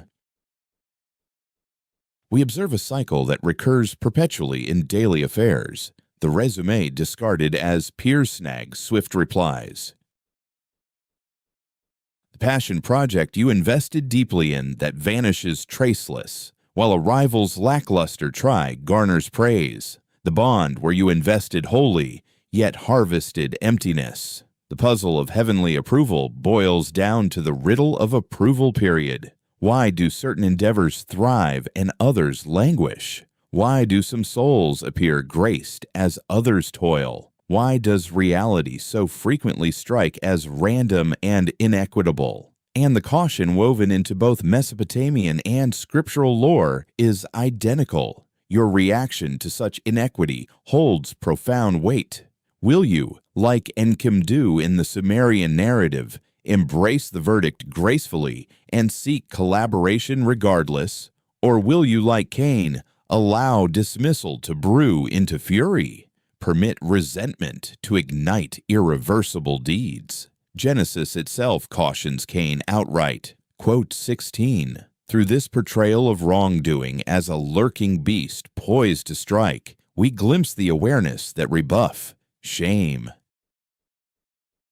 and wrath foster a perilous inner turmoil. Tension mounts, momentum builds, and right then, a decision looms. Control it, or let it control you. Cain opts disastrously, thereby turning into humanity's pioneer in breaching an irreversible boundary. The initial soul to learn that certain deeds defy reversal, certain utterances can't be retracted, certain harms resist justification. His sibling's lifeblood calls out from the soil, and the inquiry of sacred approval, which ignited it all, fades before a far bleaker truth. What course do you take upon morphing into the individual you never envisioned? Both Sumerian and biblical heritages grasp that tributes and rites aren't truly about material items. They're expressions of our drive to align harmoniously with forces surpassing us, whether labeled deities, the divine, destiny, cosmos, or merely the daunting ambiguity of being. We proffer our gifts. We linger, gauging acceptance. And within that suspense, that ambiguity, we uncover our essence and our potential paths. To grasp how a tale of Sumerian herder and tiller might resonate in Hebrew texts, consider a straightforward, profoundly mortal scene. Narratives traveling the routes of trade convoys, myths born by pack animals, doctrines nestled among oil vessels and wool packs. For much of their past, those destined to form Israel didn't dwell in isolation. They encamped at the edges of mighty Mesopotamia. Northeastward lay the urban centers of Sumer, Akkad, Babylon, and eventually Assyria. To the southwest lay Egypt. Sandwiched in the middle stretched a slim corridor of land, perpetually traversed by merchants, warriors, and envoys. If Mesopotamia formed the core storage of nascent societies, then the Levant served as the essential conduit that all had to navigate. Well prior to the Bible's composition, traders transported far more than metals and crops. They spread whispers of far-off rulers, legends of deities battling oceanic beasts, dirges for perishing pastoral deities, and romantic verses depicting goddesses torn between tillers of soil and tenders of flocks. These narratives weren't fleeting anecdotes dismissed after a single telling. They constituted the vibrant entertainment of the ancient Near East, echoed endlessly by firesides and in royal halls across generations. Clay artifacts bear witness to this. Sumerian legends were duplicated and redone in Akkadian. Timeless accounts were rendered into fresh tongues, modified for emerging divinities, and tailored to align with evolving governance. When the Israelites coalesced into a unique group, the storytelling terrain of Mesopotamia was already venerable. Deluges, holy unions, slain deities, feuding siblings, these archetypes had migrated between settlements for durations exceeding the lifespan of any single realm. Initially, Israel's ties to this realm were second-hand. Canaanite urban centers bartered with Mesopotamian dominions, arranged marital alliances, and forged pacts.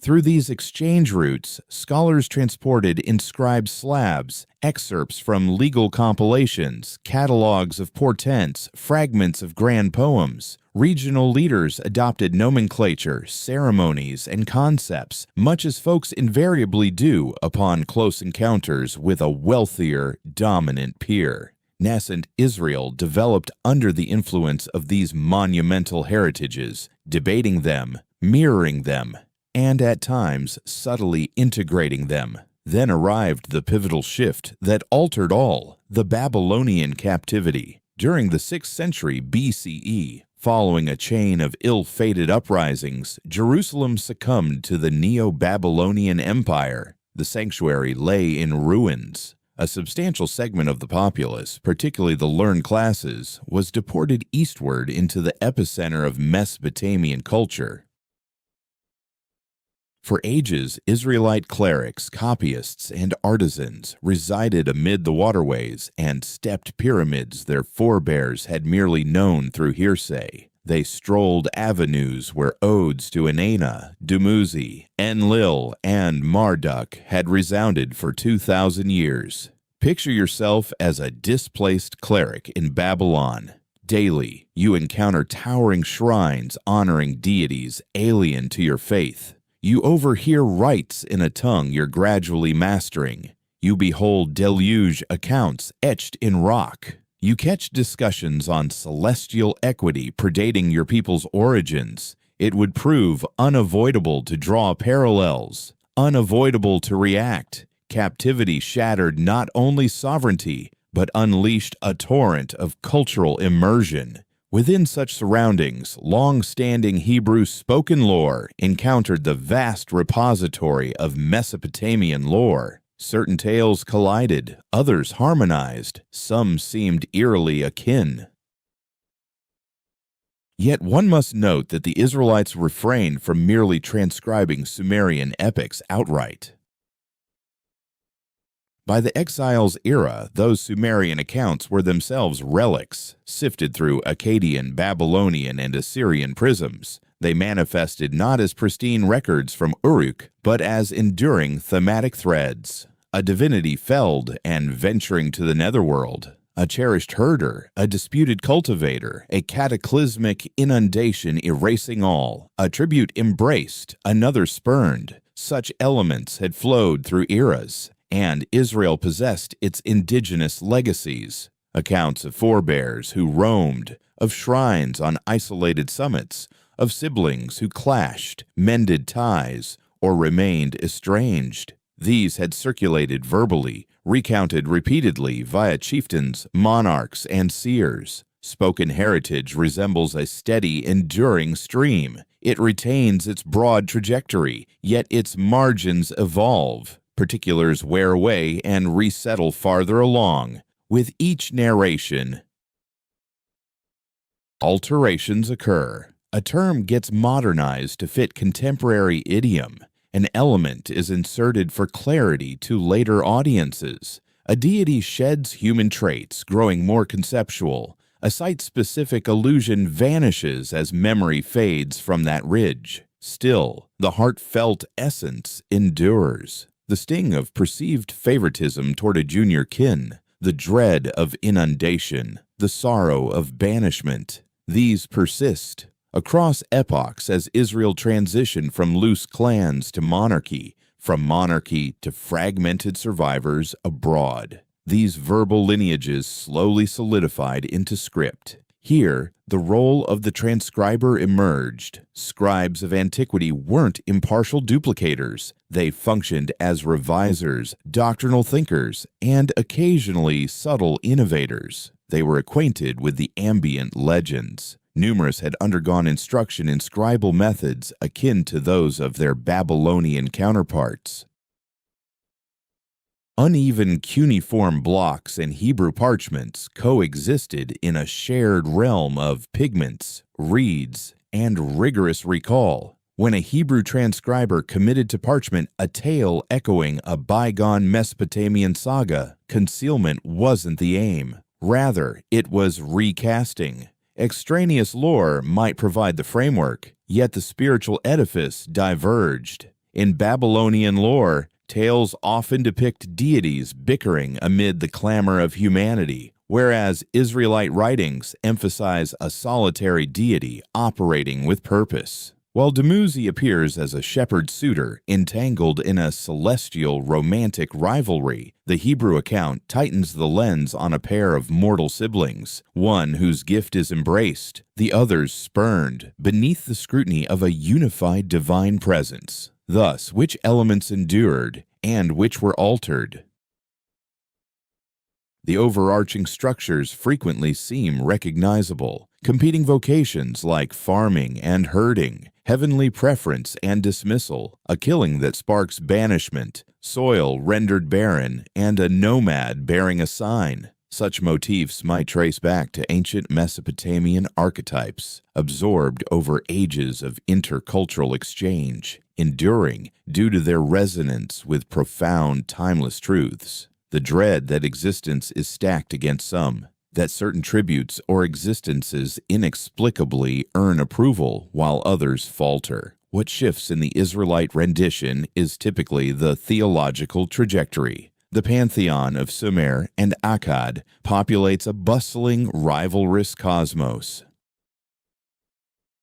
Israel's God operates in isolation, intimately, interacting with people, conversing, cautioning, inquiring. The ethical strain intensifies. Cain emerges not merely as a victim ensnared in godly intrigue, but as an individual confronting a deliberate decision, directly admonished that accountability devolves squarely upon humankind. Aspects conflicting with Israelite ethos often dissolve. Rites of holy wedlock, laced with sensuality, disappear. The deity as an erotic force in the universe fades into obscurity. Sumer's elaborate netherworld administration gets dismantled.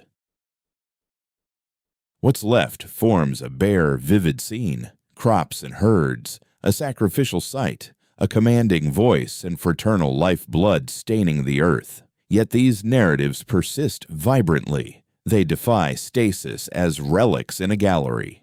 Instead, they adapt across eras, through retellings by successive groups, rearrangements by copyists, and fresh inquiries from listening societies. Viewed this way, the Cain and Abel saga defies being a mere relic. It thrives as a vital limb on an ancient trunk, its origins delving into Sumerian chants, Babylonian ceremonies, and long-lost discussions around flickering fires on arid caravan paths. Detecting parallels between Dumuzi and Enkidu on one hand and Cain and Abel on the other amounts to tuning into that tree's whisper. It captures eons of conveyance and reinvention, the gradual, deliberate labor of societies lending, contesting, and remolding one another's lore. Far from theft, it's dialogue. Rather than dogma, it's harmony. And amid that harmony, beneath strata of tongues and doctrines, lingers perhaps the subtle contour of a primordial collective recollection. Tillers and graziers align together, pondering whom the heavens might select. At this point, the correspondences stand out unmistakably. A shepherd granted preference, a tiller cast aside, sacred notice and denial, envy, fatality, repercussions that redefine reality. The Cain and Abel yarn bears unmistakable Sumerian imprints, yet consensus eludes on their significance. Certain academics embrace staunchly the notion of outright borrowing. For those proponents, the trajectory feels nearly direct. Sumerian narratives such as Dumuzi and Enkidu date to the 3rd millennium BCE, with versions duplicated endlessly in Sumerian and Akkadian over time. Such writings spread through educational centers from Nippur to Nineveh. Neighboring Semitic groups coexisted, bartered, wed, exchanged deities and lexicon. Gradually, themes migrated from cuneiform inscriptions to spoken lore. A Sumerian clash between shepherd and farmer morphs into a Hebrew Hamlet drama of herder and cultivator. From this perspective, Cain and Abel represent no fresh divine disclosure. They constitute a polished reworking, a delayed reverberation of melodies initially voiced by Sumerian clerics. This faction highlights concrete particulars, the archetype of godly partiality, whereby a deity favors one tribute over another, ties to deluge lore, banishment, tainted earth. Collectively, they contend, these likenesses prove too exact, too patterned for random chance. No plot required, just duration, commerce paths,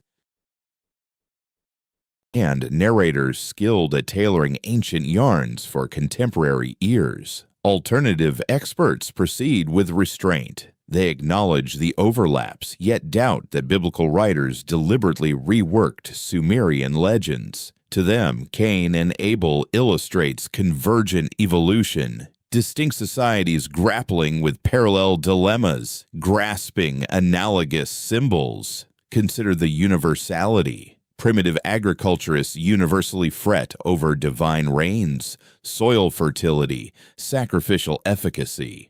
Nomadic stock raisers universally grapple with herd ailments, incursions, straying from springs. Juxtapose these existences, and friction arises organically. One anchors to acreage, the other demands mobility. One claims territory to enclose, the other traverses it freely. No need for Nippur's clay records to conjure resentment between a rooted grower and a blessed rover. Just envision a basin, sibling rivals, and scant provisions. This cadre of experts underscores our innate drive to forge patterns. We're drawn to spotting links everywhere. At times, we overdo it. Common threads don't necessarily signal outright borrowing. They could simply reflect how Stone Age dilemmas spurred similar narrative forms in prehistoric tales. Nestled between these extremes is another intriguing option. It's tougher to verify, yet oddly persuasive. The notion of a vanished ancestral narrative. Picture primordial accounts predating the earliest clay records circulated orally in pre-writing societies throughout Mesopotamia and farther afield. Narratives involving clashing rituals, godly wrath, fratricide, banishment, and deluges. As script develops in Sumer, one strand crystallizes into cuneiform etchings. The other persists in spoken form, evolving alongside nomadic groups, shifting tongues, dialects, and specifics. When the writers of Genesis craft their text, they might pull not from Sumerian scripts, but from a profound well of communal Near Eastern lore, already transformed countless ways. In this framework, the Sumerian Dumuzi saga and the biblical Cain-Abel episode emerge as relatives, neither duplicates nor prototypes, but enduring limbs from an ancient narrative trunk now buried. The forebears of these yarns have faded, just their resonances linger. Certain views diverge from linguistic and digs-based analysis, turning instead to the psyche's depths. Jungian scholars, profound psychology enthusiasts, and archetype explorers regard Cain and Abel, Dumuzi and Enkidu, not merely as enigmas of the past, but as reflections of inner truths. From here, the specifics of Sumeria against Israel fade in importance. The core motif takes center stage. Two kin, one embraced, one spurned, one senses recognition, divine grace, selection. The other grapples with obscurity, dismissal, humiliation. The strain erupts. Bloodshed ensues. To Jungians, this embodies the sibling conflict archetype, the fractured psyche, the accepted aspect clashing with the exiled one within us all. The herder and cultivator symbolize dueling survival paths in each person. Roots down versus roam free, compliance versus defiance, soil versus heavens. In this lens, the motif's recurrence worldwide needs no pilfered tales or erased roots. It might stem from how psyches, voicing deep-seated feelings, instinctively craft akin plot lines. Kin, preference, scorn, spilling blood. At the debate's fringes lurk bolder claims, positing not mere sway, but deliberate erasure. A few contend that Israelite redactors were intimately familiar with Mesopotamian lore and intentionally reworked or downplayed it to forge a unique creed. Thus, remnants of deities, resurrected herders, and multifaceted godly assemblies get trimmed, yielding a stark monotheistic yarn with its mythical bones concealed. Some push bolder, positing that primeval Genesis drafts held overt nods to Dumuzi, stark flood ties, or even extra siblings and kin excised today. They highlight peculiar voids, jarring shifts, fleeting names, and speculate if we're peering at a rigorously pruned manuscript over a cohesive whole. These notions falter on proof. No ancient Hebrew Genesis scrolls reveal starkly altered Cain-Abel variants. We glean clues, mirages, post-war glosses, but no first sketches. Fantasizing expurgated editions is simple. Substantiating them, far trickier. And that circles back to a key insight. What do the tablets truly reveal, and what stays shrouded? Sumerian inscriptions reveal that yarns of herders and tillers, heavenly picks and slights, demise and discord swirled ages before the Bible's ink dried. They highlight lexical echoes, matching visuals, overlapping mythic scaffolds on deluges, dooms, and hallowed grounds. They affirm the ancient Near East as an intertwined cultural tapestry, not stray strands. Yet the tablets won't declare, quote, 18. They skip the gossip of tale spinners in hamlets, under stars. They omit the instance a roving bard fused old fables, or a cleric spotlighted one deity while benching another. They're mere frames, not the complete real. Between frames stretch eras of verbal handoffs, vast troves that decayed, tunes never inscribed. We can map motifs, propose sway routes, outline tale lineages, but each stride brims with doubt. Each tidy link from Sumerian lore to scriptural verse traverses a haze of absent data. For many, that haze irks. We crave crisp beginnings, straight paths, firm resolutions. Did Cain truly link back to some ancient blacksmith deity? Was Abel merely an echo of Dumuzi from afar? Might an early tale have been shared around campfires 5,000 years before the first cuneiform marks etched into damp clay? The answers elude us, and they probably always will.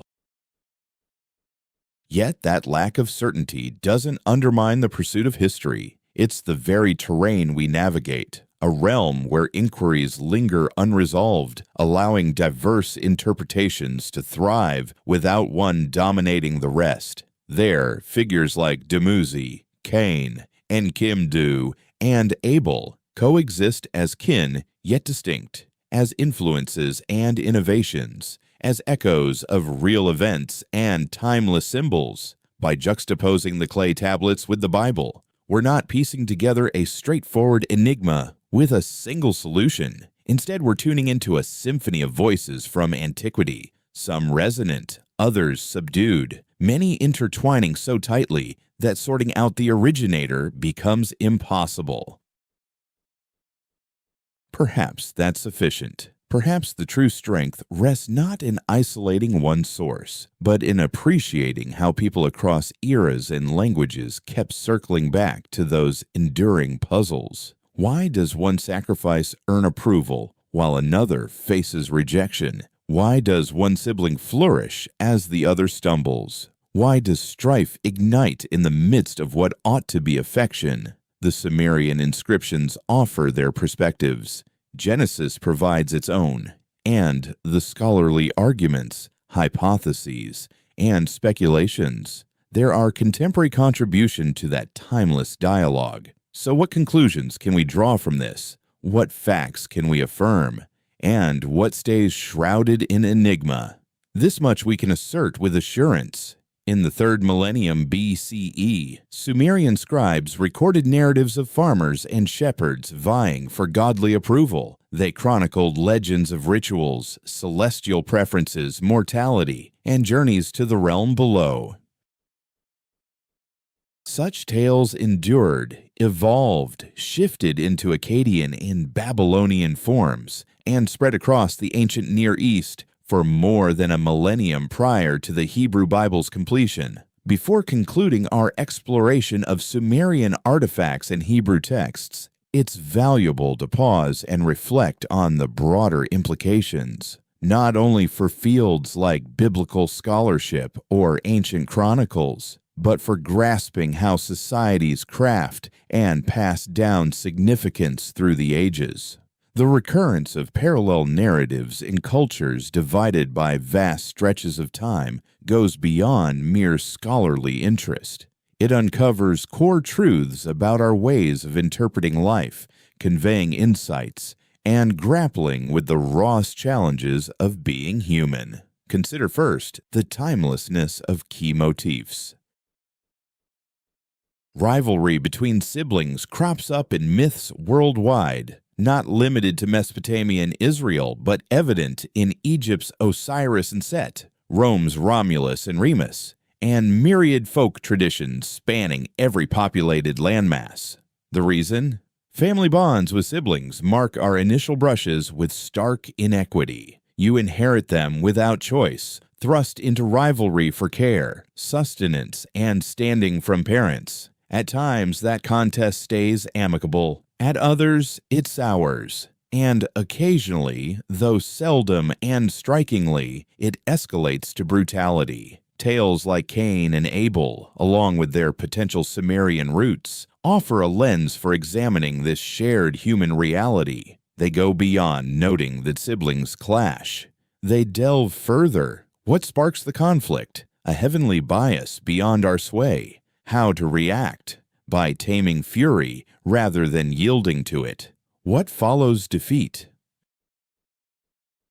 Ripples that alter lineages, transform our essence, and leave scars impossible to erase entirely. Far from basic fables of right and wrong, these are nuanced explorations of the mind, cloaked in mythic garb. The rise of agriculture introduced yet another layer of widespread strains that every society had to confront. The transition from wandering existence to rooted communities, from pursuit and gathering to cultivation and pastoralism, unfolded separately in places like Mesopotamia, Egypt, the Indus Valley, China, Mesoamerica, and the Andes. Wherever it occurred, it sparked comparable frictions. Claims to land gained fresh urgency. Borders held new weight. Ties between wanderers and settlers grew tense. Debates emerged over which mode of living was rightful, blessed by the divine, or authentically civilized. Societies responded in varied fashions, yet all grappled with the issues.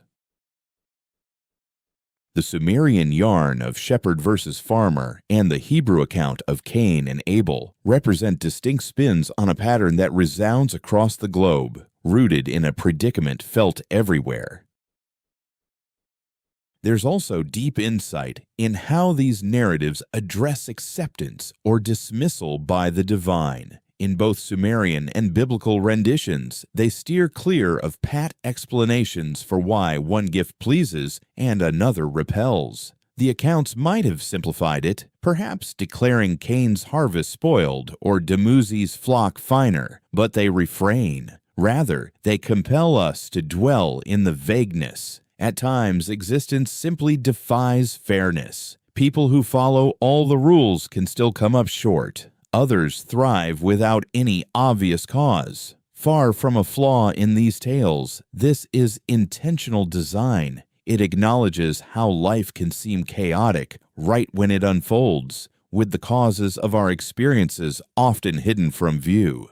The key is our reaction. We have no say over if our gifts win favor, but we decide if dismissal drives us to kill. That's the heart of both accounts. Not justification, but choice. Not proof of cosmic balance, but guidance on remaining decent amid injustice. These tales, enduring through thousands of years, reveal the strength of storytelling. Data and stats slip away. Rulers' titles and war timelines blur into obscurity, yet narratives that strike at deep feelings of truth keep going. Sumerian society has vanished. Their urban centers lie in rubble. Their tongue is extinct. Yet their narratives persisted, passed to Akkadian speakers, woven into Babylonian ways, likely shaping Hebrew lore, and today examined by experts globally. These stories outlasted their originating realm by millennia. The reason? Strong tales go beyond facts. They're tools for sharing insight. They wrap up intricate thoughts on character, ethics, and group interactions in ways that stick, stir the heart, and fit fresh settings.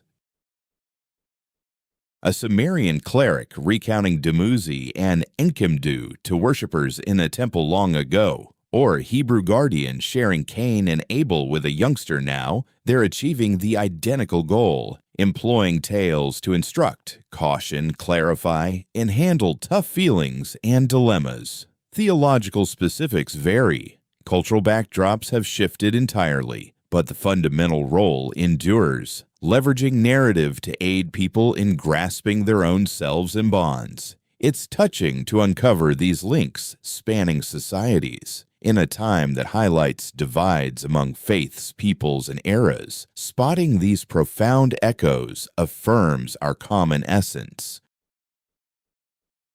The Sumerians, etching symbols into damp clay, weren't otherworldly figures. They were folks fretting over harvests, cherishing offspring, grappling with envy, rage, bewilderment, questioning divine attention, and striving to comprehend brutality and grief. Just as we do, engaging their narratives and spotting our reflections there, hearing their inquiries mirror ours, creates a timeless bond, evidence that amid all progress in tech and society, core aspects of being human stay unchanging. This isn't to claim every society is identical or that distinctions lack value. Those differences count as well. Sumer's approach to the farmer plot through harmony and teamwork mirrors their communal ideals. The Hebrew take's stress on personal ethical decisions highlights distinct spiritual priorities.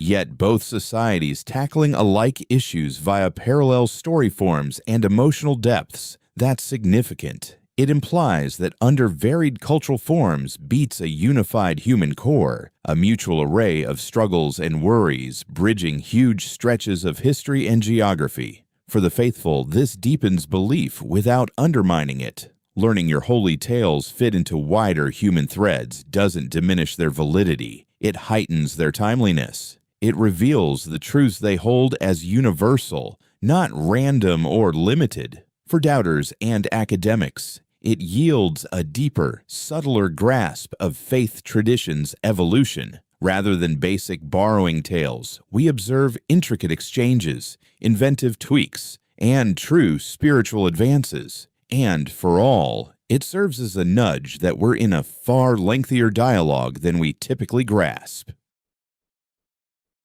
Each instance we share accounts of kin strife, unjust dealings, fury, and its fallout. We're joining talks that kicked off when forebears took up farming and faced the frictions it brought. The clay slabs from Sumer, the reed paper rolls from Israel. These are no mere relics for remote analysis. They're threads in humanity's continuous effort to know ourselves via narrative, an effort we're actively part of now. Whenever we craft books or produce movies or guide kids on ethics, the plots evolve, the formats shift, the societal frames alter, but the vital human urge to craft purpose, pass on knowledge, and navigate hard sentiments via stories, that stays the same.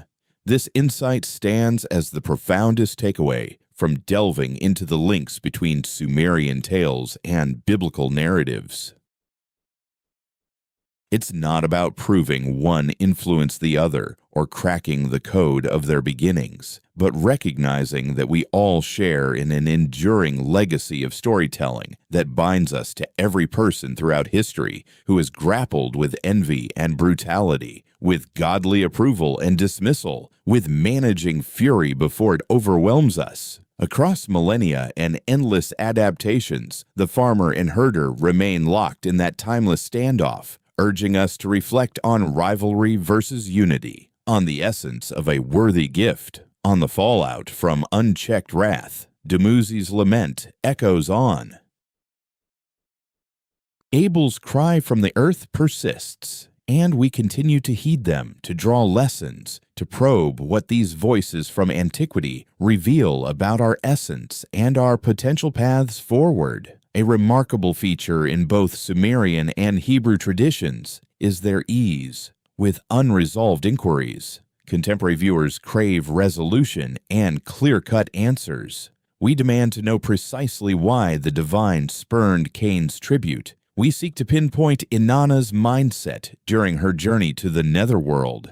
Yet the old writings push back against such finality. They offer sufficient insight into the relational tensions and outcomes, yet intentionally withhold closure. What prompts the divine to dismiss Cain's gift? The scripture stays mute. Ages of interpretation have proposed ideas. His intentions were impure, his selection subpar, a preference for animal rights. But the core account offers no rationale, portraying the rebuff as an unadorned occurrence, devoid of justification. Such reticence carries weight. It compels us to dwell in unease, to accept that explanations often elude us, that existence can be murky and unfathomable, and then challenges us. In light of this, how shall you react? The merit of this method shines brighter when we observe how frequently reality mirrors it.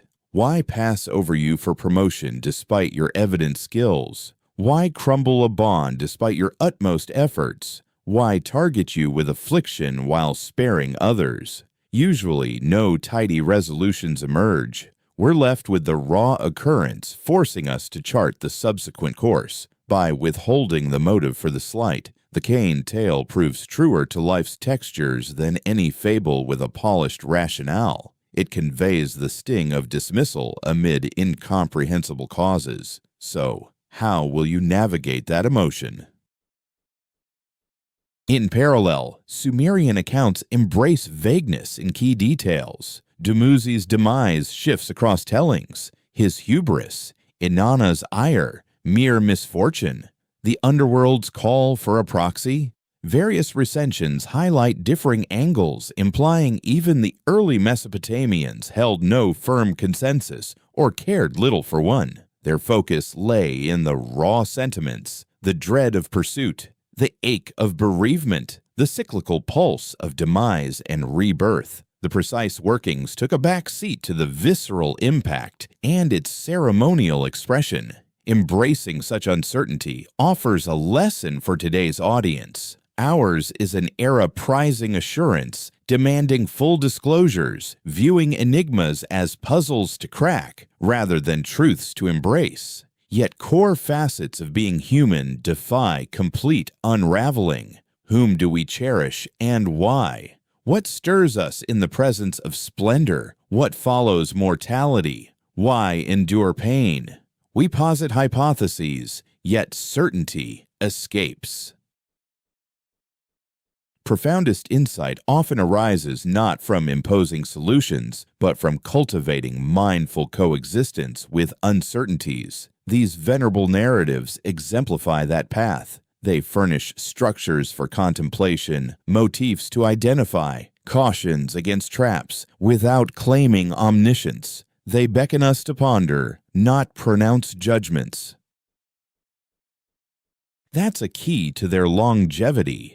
Tales peddling straightforward, absolute truths age swiftly, anchored to fleeting eras and perspectives. But those posing deep dilemmas, fostering room for diverse readings, honoring the intricacies and indeterminacies of our lives. These endure eternally. Every era revisits them, uncovering fresh layers, posing personal queries, wrestling with eternal dilemmas anew. Rather than handing us ready sustenance, they equip us to sustain ourselves, honing our skills in ethical discernment and heartfelt comprehension. As we wrap up this journey through Sumerian and biblical tales, the key insight might not lie in pinning down exact historical links or borrowings. Instead, it's about gaining a profound respect for the way ancient wisdom tales function. They don't hand out ready-made solutions. They spark the essential inquiries. They don't unravel enigmas, but guide us to embrace uncertainty with greater wisdom.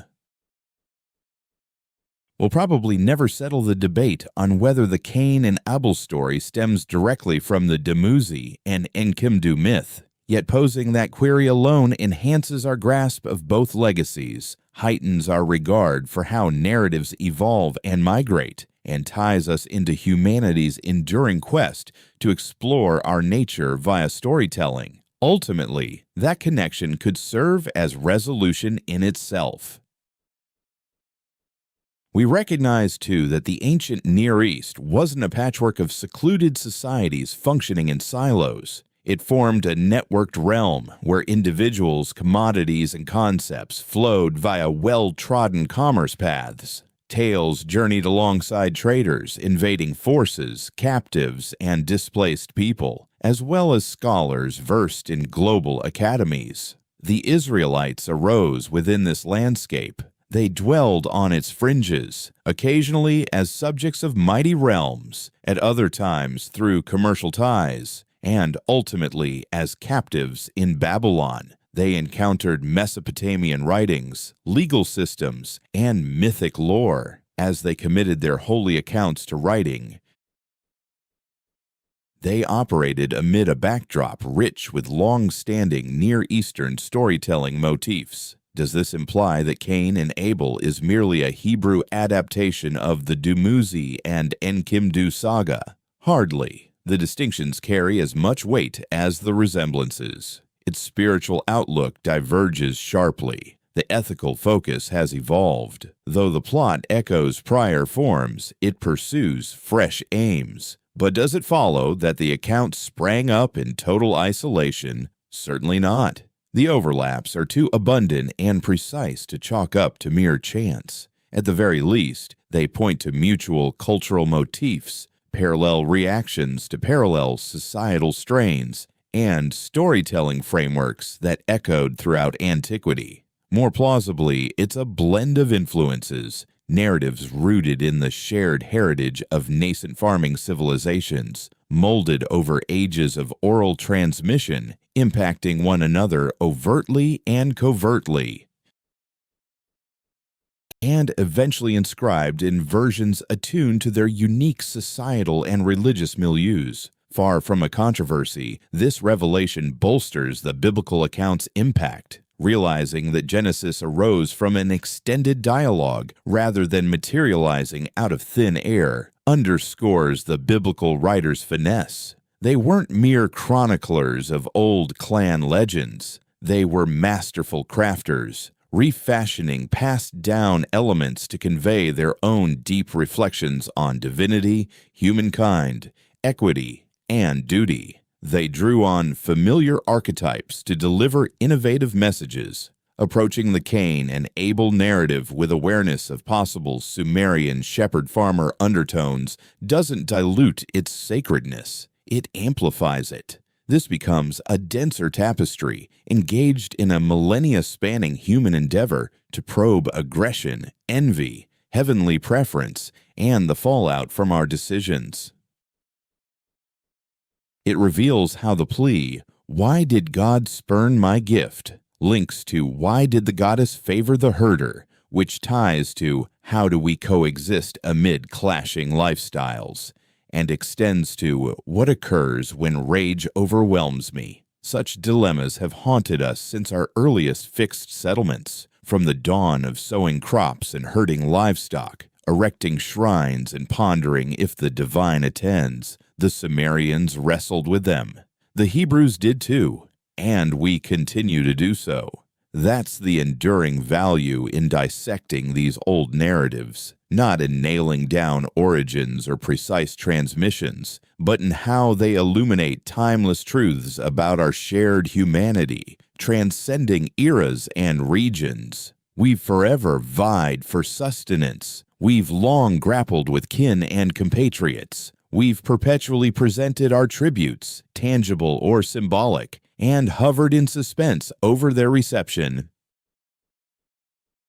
We've invariably known the bite of dismissal and confronted the fork. How shall we react? Do we tame our fury as Enkidu does in the Sumerian legend, forging collaboration post-defeat? Or do we surrender to it, as Cain does, breaching irreversible bounds? These tales offer no simple fixes. They provide reflections. They expose humanity's perennial potentials for glory and for ruin.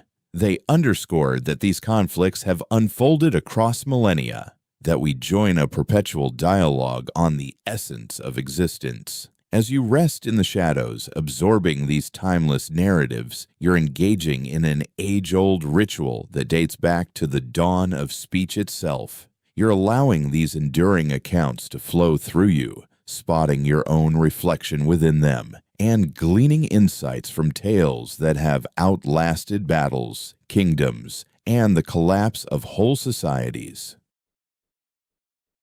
Those inscribed clay tablets from the bustling Sumerian hubs 4 millennia ago, alongside the Hebrew parchments penned in Jerusalem 2,000 years past, both stretch across the ages to connect with you. Each carries a vital message about our essence and our potential paths forward. Perhaps the key isn't debating which tale shaped the other. Instead, it's acknowledging how people confronting parallel dilemmas and inquiries have consistently turned to comparable legends. We've forever sought explanations for why certain gifts find approval while others falter, why strife ignites among those bound by affection, why the earth occasionally feels barren and unforgiving. Summer crumbled, Babylon crumbled, ancient Israel crumbled, yet the legends persisted. They endured by resonating with something beyond any single society, faith, or epoch.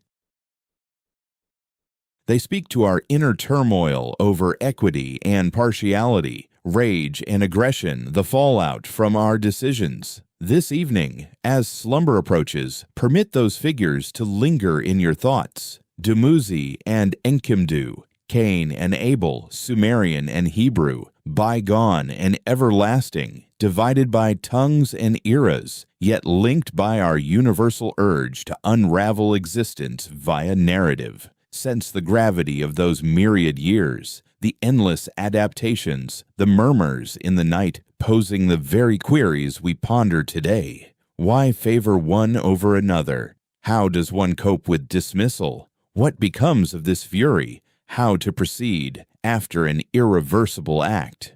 The responses continue to evolve, to emerge, to be molded by every successive wave of listeners drawn to these primordial yarns. You now share in that unfolding.